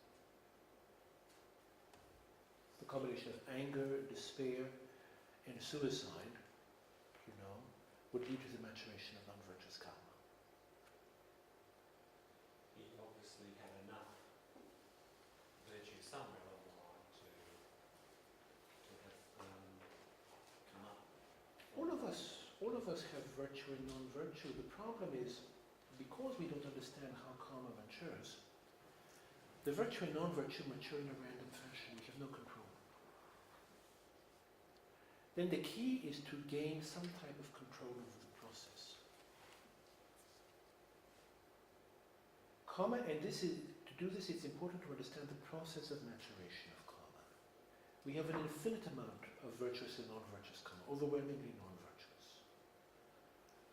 What leads to the maturation of karma is the afflictions. In other words, the negative emotions. Now, you have 2 ways to handle this one. You can either try to purify all your non-virtuous karma, which is a gigantic task, or you can try to prevent the afflictions from arising. If you prevent them from arising, however much non-virtuous karma you have, it will not mature. The afflictions are like the water which leads to the maturation of the seed. So if you take the arhats, for instance. The arhats have not purified all their non-virtuous karma by any means. They have gigantic amounts of non-virtuous karma like us, but they have eliminated the afflictions. Because they have eliminated the afflictions, they can no longer experience suffering as a result of karma.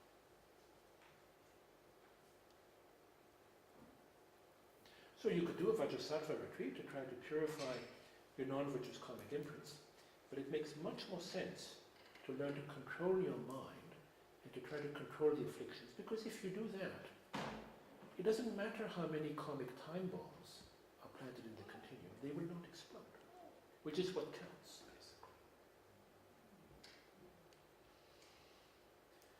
To give you the case of this German engineer I mentioned, it was strong desire which activated the karmic imprint, which led him to jail, basically. Do you have other questions? When I looked at that timeline of different lives, it occurred to me that the 18th century noble woman may have, the karma for him to experience that may have ripened because of his great desire for women in the past, because I've heard it said that the last throwing result of the desire for women, if you're a man, is to actually be born as a woman. Yes, so that's, I think, what is the case. But it is also highly probable, and I didn't want to talk about it because it's complicated, we'll talk about it during the symposium, that we have different groups of 12 links involved here. And this rebirth, and this is quite characteristic when you have a different chain of 12 links manifesting, is quite different from the ones before. There's no description of violence or anger. There's certainly no violence from this lady's side. Then this is probably a group of 12 links linked to some virtue accumulated probably long before the Crusader life, or perhaps in the gap here we know nothing about. Then these lives, and that's what we see when we analyze the pattern, life 1, life 2, life 4.1, 4.2, 4.3, 4.4, and 5 are linked. Probably you have several groups of 12 links in these lives which are all connected, and this life, life 3, is connected to a different group of 12 links altogether. Because here you have clear patterns, as you remember. Patterns of parricide, absent mother, violence, genital mutilation, phobia of water, and so forth. Do you have other questions?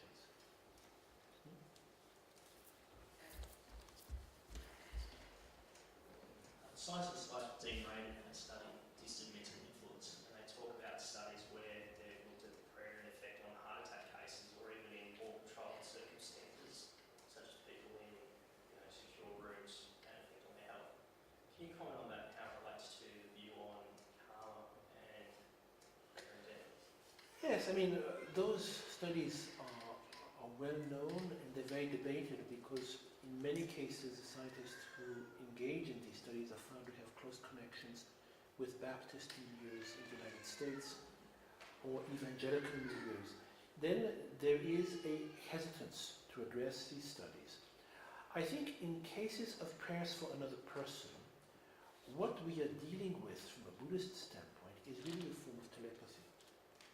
So I talked at TBI 3 years ago about telepathy and its Buddhist understanding. Telepathy is basically nothing terribly complicated.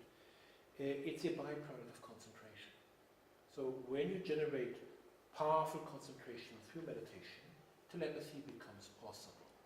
Once you have calm abiding, telepathy is basically almost automatic. Then when one prays very forcefully for the welfare of another person, in my opinion, there will be a subconscious transmission of these thoughts to the other person. These thoughts are beneficial, especially when you're dealing with, for instance, heart attacks, which are closely related to the state of the mind. Then, whether you will be able, for instance, to affect physical phenomena in the life of a person through prayer, I think not. Then the Christian understanding that the efficacy of prayer for healing demonstrates the existence of a God is a logical fallacy. It merely demonstrates a connection between the two parties, which telepathy explains very well. We do not need to bring in the figure of an interceding God who basically intervenes for the person based on the prayers. It's unnecessary. And fundamentally, prayers for the welfare of others are a good thing. What we must avoid is something we had at the period of TBI, which was a semi-magical approach to healing. This is not something we do. So the Buddhist teachings are not for gaining healing from diseases in this life. Then if it worked, it would be very nice. But basically, it doesn't work very well. The Buddhist healing are for the Buddhist teachings are for transforming the mind from and for affecting from the next life onwards. Then it is undeniable there's an impact on this life. But you will not be able to extend your lifespan by praying for a longer life, however much you do so. Does that answer your question?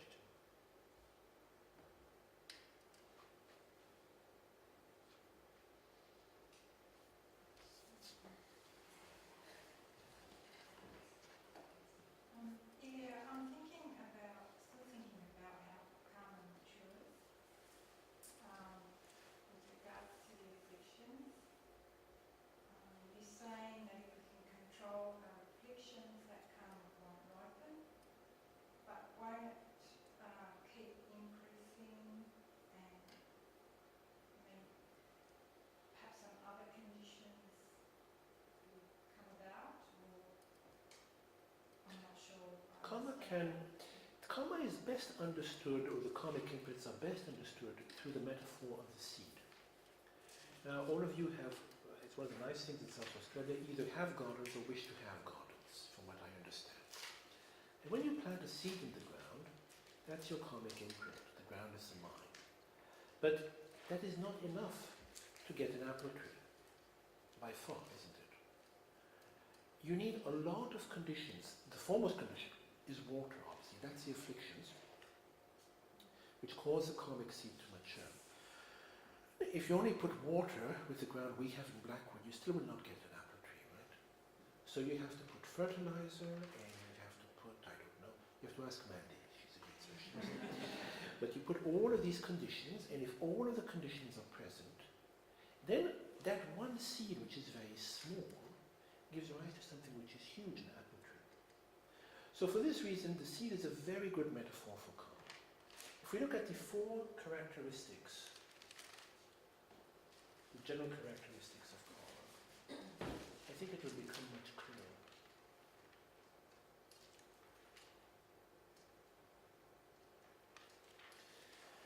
Let us replace karma here by apple tree seed and see what we get. An apple tree seed is definite, yes, because you plant an apple tree seed, you will never get a pear tree. And if you do, please speak to Mandy. So karma is definite, right? Then karma is an increasing function of time. If you plant an apple tree seed and the conditions are there, 20 years later you have an apple tree, and let's say 1 century later you have an orchard with bushels of apples. One does not experience the results of karma not accumulated. This is obviously the dream of every gardener. You don't plant the apple seed, but you have the apple tree. Then it doesn't happen, right? And finally, karma is indestructible. Then seeds are not quite indestructible, but basically as long as you treat them with a modicum of care, seeds which you have had a long time can still give rise to sprouts. Now the one exception is anger. Now Buddhist standpoint is taught that karmic imprints, virtuous karmic imprints, can be destroyed completely by anger, in the same way as a seed can be scorched by fire. You take an apple seed and you pass it over the gas fire long enough, the apple seed loses its potency to germinate. A mind which experiences great anger destroys the virtuous karmic imprints. And that is why these flashes of great anger are extremely dangerous. It's one of the reasons, to answer your question, Andy, for which we dedicate.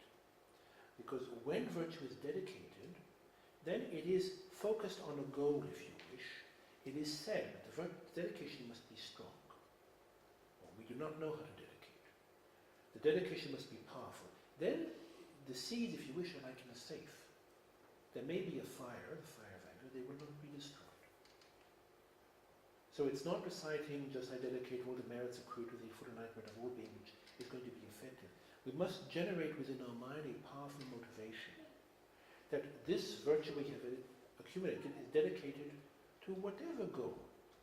You can dedicate virtues to mundane goals.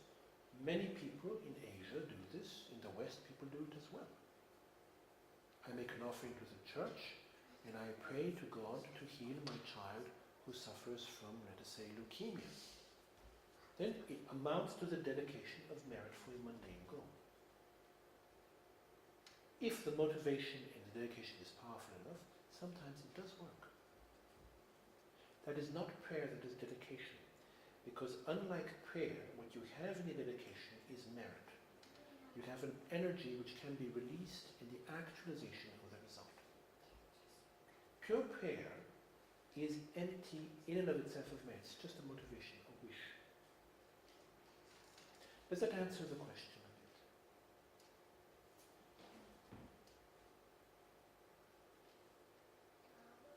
For us, it's really important to understand how this works. Most people come here because they are facing or have faced some difficulty in their life. And at a certain point, the standard responses our society gives simply don't work. They don't satisfy them. Our society basically is very rich on the material end of things and very poor in meaning and answers. Then the people come because they're trying to find a way out of the situation they're in. The The first thing the teachings can do is enable them to calm the mind. Much of the suffering we experience is mental. The mind is calm, the suffering is less. But then there's much more than that. Once a mind has settled down, then one can address the issue of the future. And for that it is important to understand karma. Then one starts to live karmically. One accumulates virtuous karma. If one has committed non-virtuous karma, one weakens it. And through this, eventually, one's life turns towards the better. I have seen this with my own eyes. I can vouch for the fact it works. That raises a question for me about, we could look for the seeds and results of karma in this life, and I just wondered about the empirical evidence for that, because it's one thing to look through past lives, but it's much more apparent when we look in this life. It's difficult. But my father was a cancerologist, and he handled, because he ran an experimental program, he only handled terminal cases. So people entered the program once they were terminal. And he said something to me, two things which struck me. The first he said was that if it was within his possibility, he never allowed one of his patients to die alone. And the second thing he said, which really struck me because he was not a religious man, was he said, I have never seen a good man have a bad death, and I have never seen a bad man have a good death. And this is someone who saw many people die, thousands of people die. Then I don't know, I saw only a couple in my life. But that would be a case of karmic maturation in this life, right? And then obviously, major non-virtuous deeds, where there is amplification. We will talk about that next time, and especially the following time. Then there is maturation in one life. For instance, I have seen many cases of abortion, where the mother suffered from cancer of the womb later on in life. Very striking. There was no damage to the womb during the abortion. One I knew really well, she was basically one of my co-students under Jeffrey Hopkins. She had an abortion when she was young. She was Jewish, she didn't believe in anything, And then, much later on in life, she became Buddhist, a very fine scholar actually. And then she was diagnosed with a metastatic cancer of the womb. She died of it actually.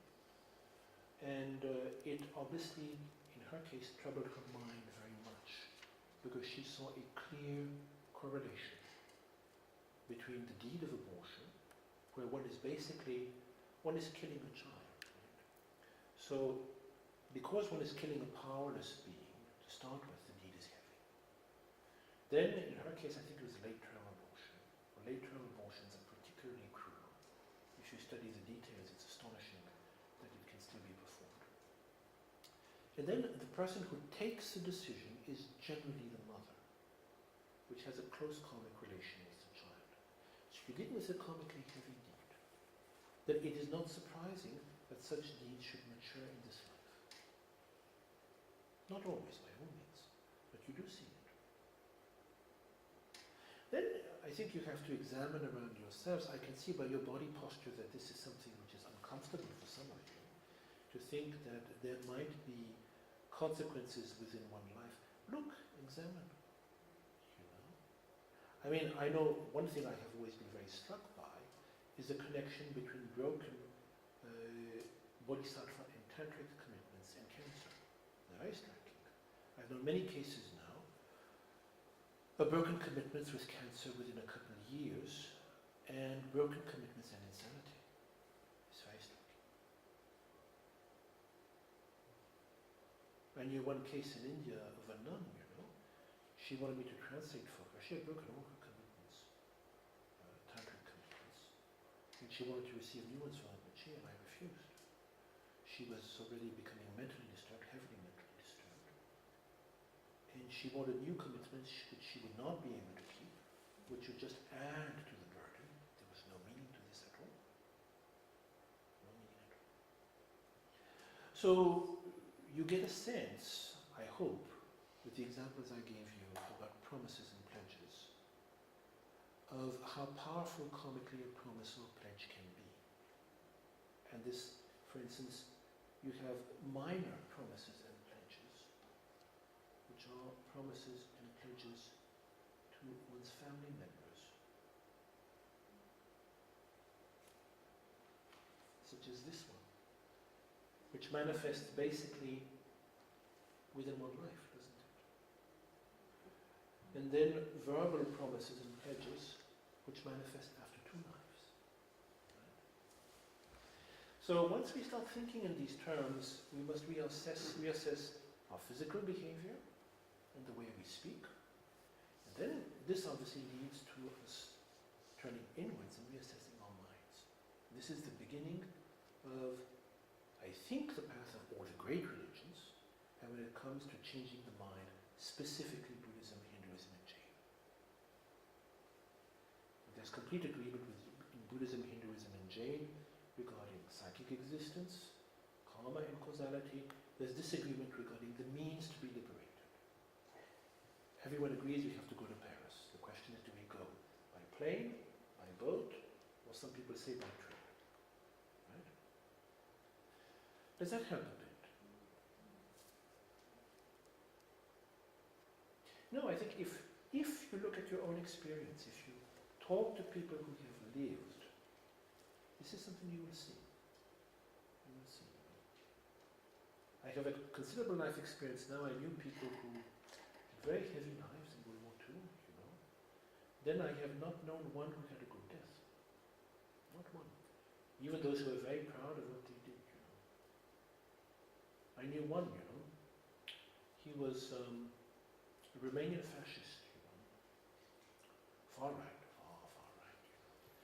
He volunteered to fight with the Waffen-SS in Russia, in Leningrad, you know.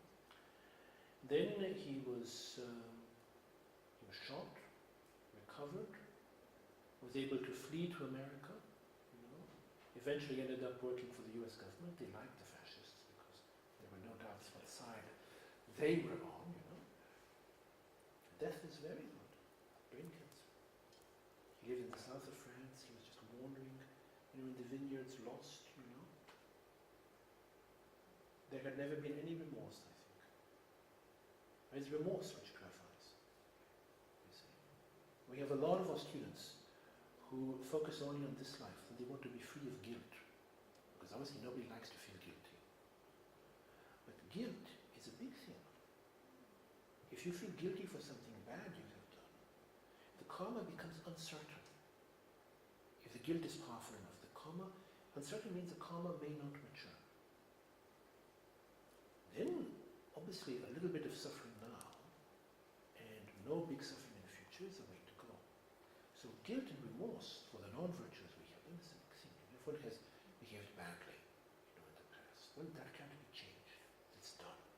But once one understands karmic engineering, one can, if one is lucky, one can eliminate it. But this is difficult.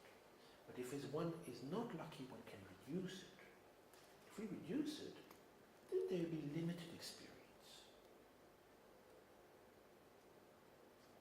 Probably in the case of Wayne, there was some type of guilt in that crusade.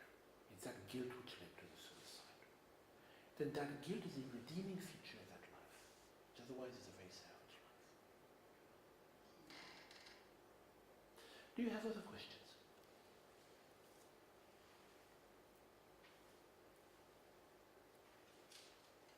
Didn't really have a question, but just the observation.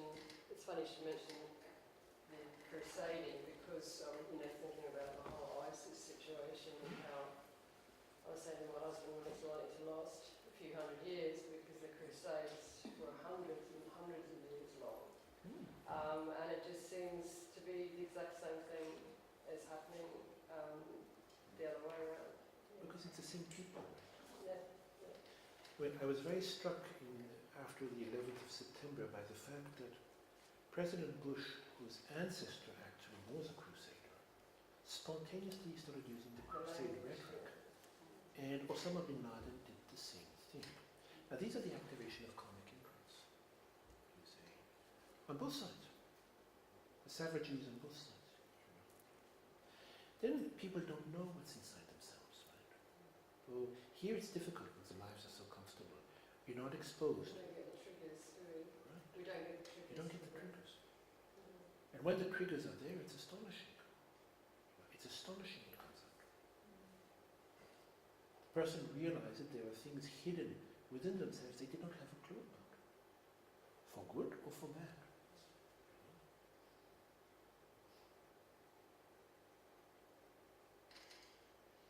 Somebody like that, Jake Bellardi, who just went over to blow himself up with ISIS as well. That was obviously a trigger.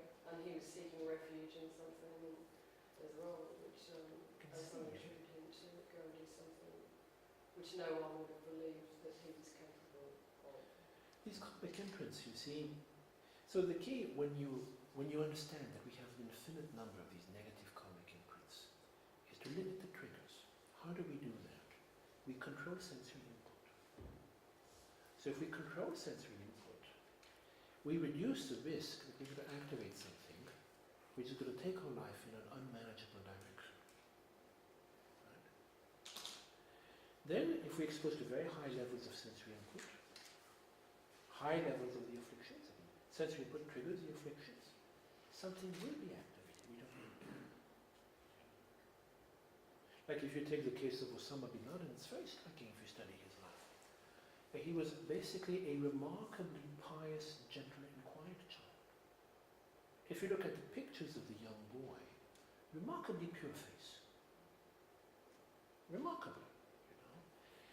Then the American invasion of Iraq, the American intervention in Iraq and the stationing of US troops in Saudi Arabian soil, as you know, shocked all pious Muslims because the US were allowed on the base to drink alcohol. And Saudi Arabia is the guardian of the holy site sin. This probably, this what he said, acted as a trigger, you know, which led him to wish to fight the occupier. You know. And what was activated is clearly karmic imprints which go back to a military commander, you know, 800, 900 years old, and a very successful one. And his counterpart, probably, because this is how karma unfolds, on the Western side, ended up as President of the United States. You're saying that Osama bin Laden was Saladin?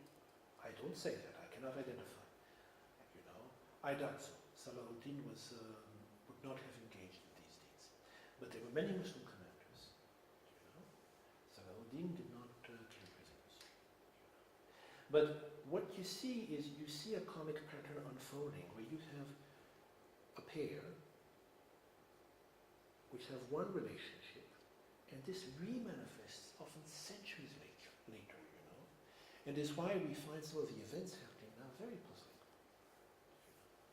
We don't really understand, like Australians don't understand why the young people are going to fight in Iraq.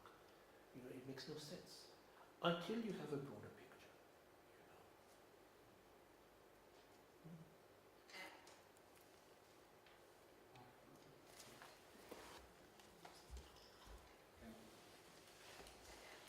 Just in relation to limiting the triggers, I understand the goal of debate in Tibetan Buddhism is to bring about wrong views, to counter them. Could the same be said for engaging in activities that bring about certain afflictions so as to work with them? I understand it would be a very dangerous practice if you're not well equipped to do so. But engaging in certain relationships or certain activities that could bring about certain things and for the purpose of working with them, is that a beneficial thing to do? Everything depends of the person. Overwhelmingly, the answer is no, right? Overwhelmingly, what will happen is that you will be subsumed by the afflictions, and you will wake up one day and it will be over. That's what will happen. Then, very advanced meditators do put themselves in situations where the afflictions will arise. For instance, to try to identify the self. But in our case, it doesn't apply. In our case,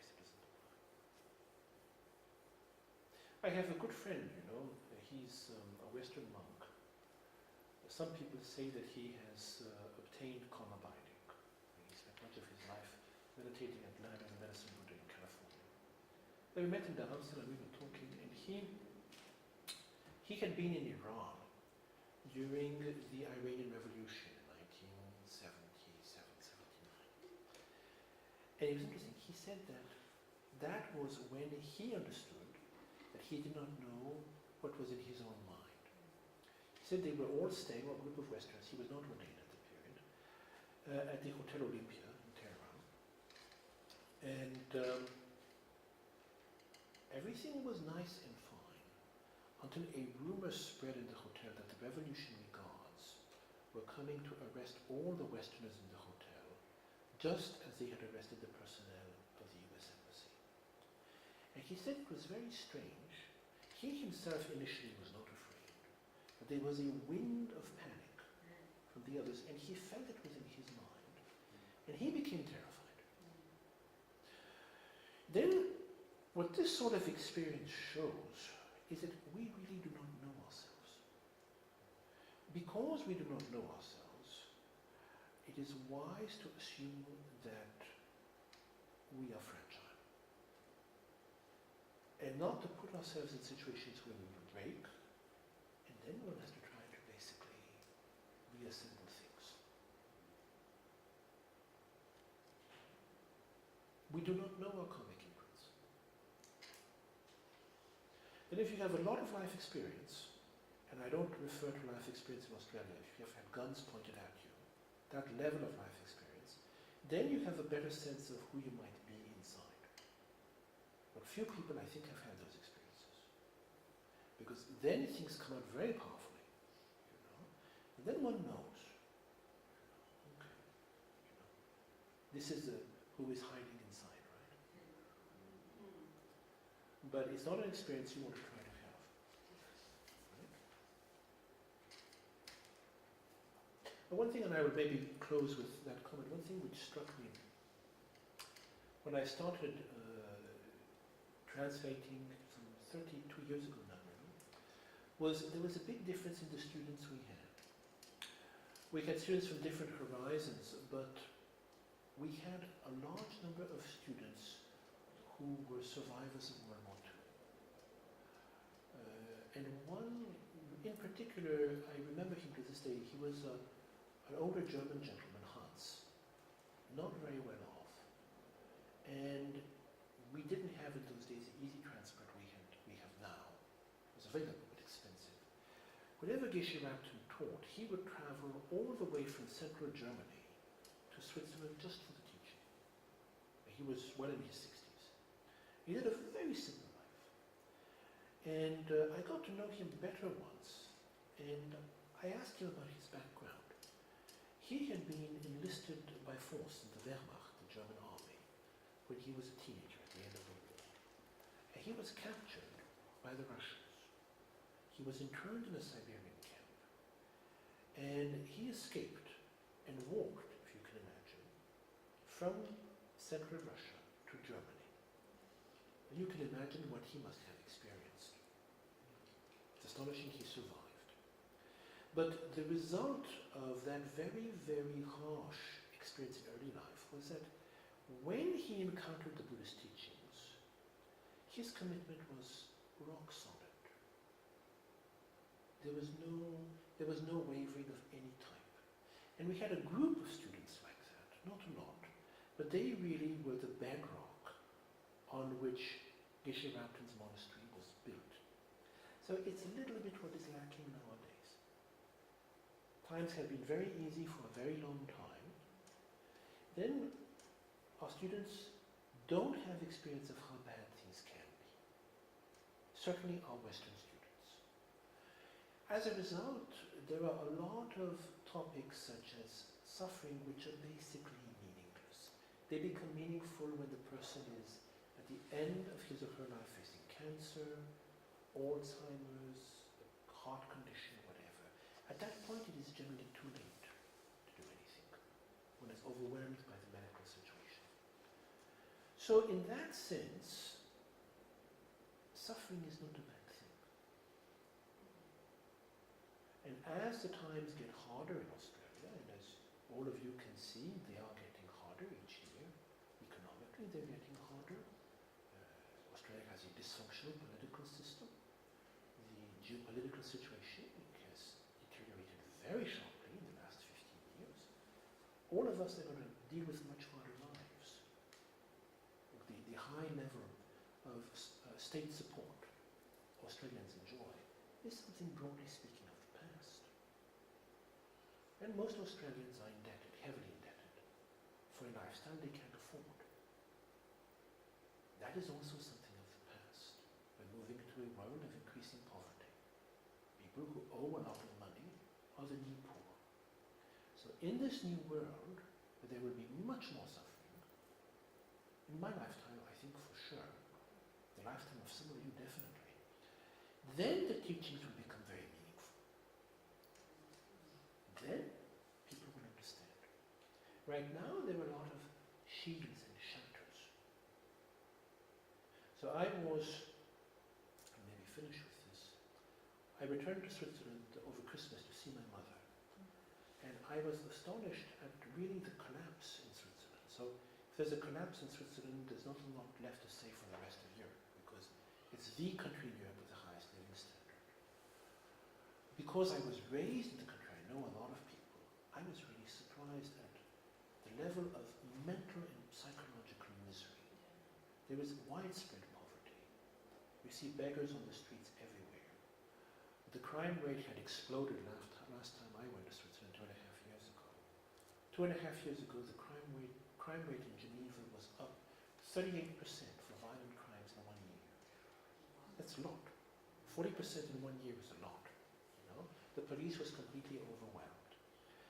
This time when I went back, there had been a big reaffirmation of law and order by the police, which has become very heavy-handed, brutal, I think is the word you could use. And I was very surprised by the number of people I know who have had strokes, generally businessmen, depression. Businesses are closing all over the place. It's astonishing. Most of the businesses I know have now closed.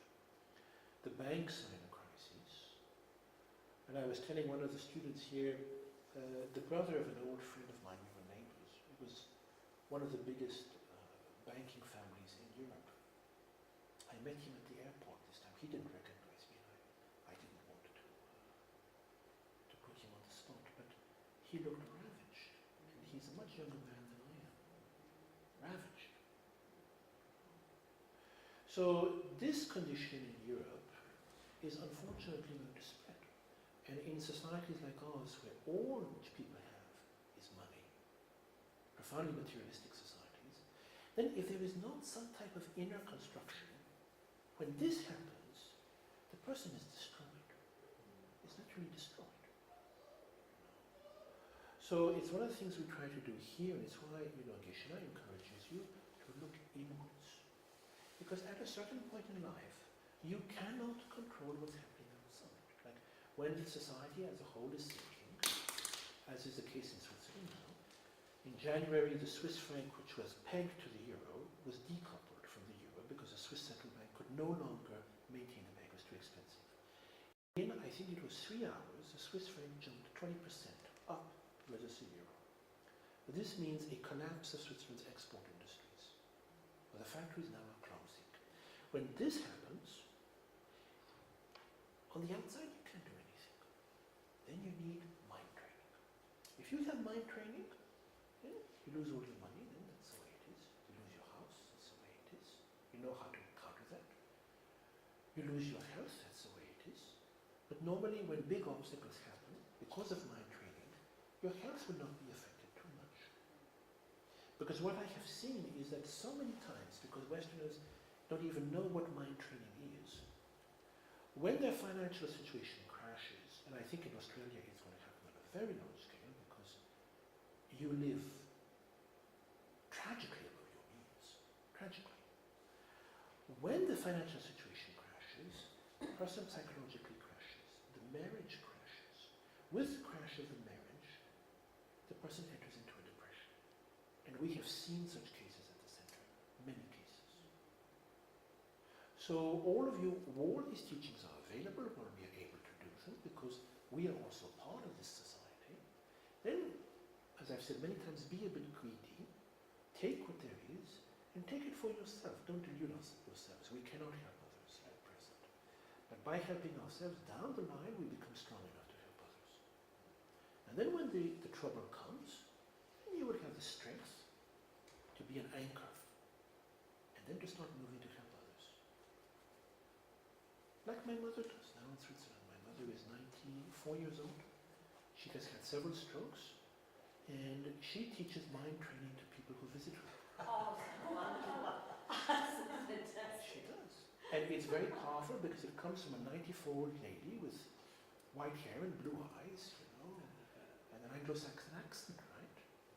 And people say, my goodness, you know, she's been through all of this, and the mind is at peace, and this is something I want. So this is the goal of what we do. Then thank you very much.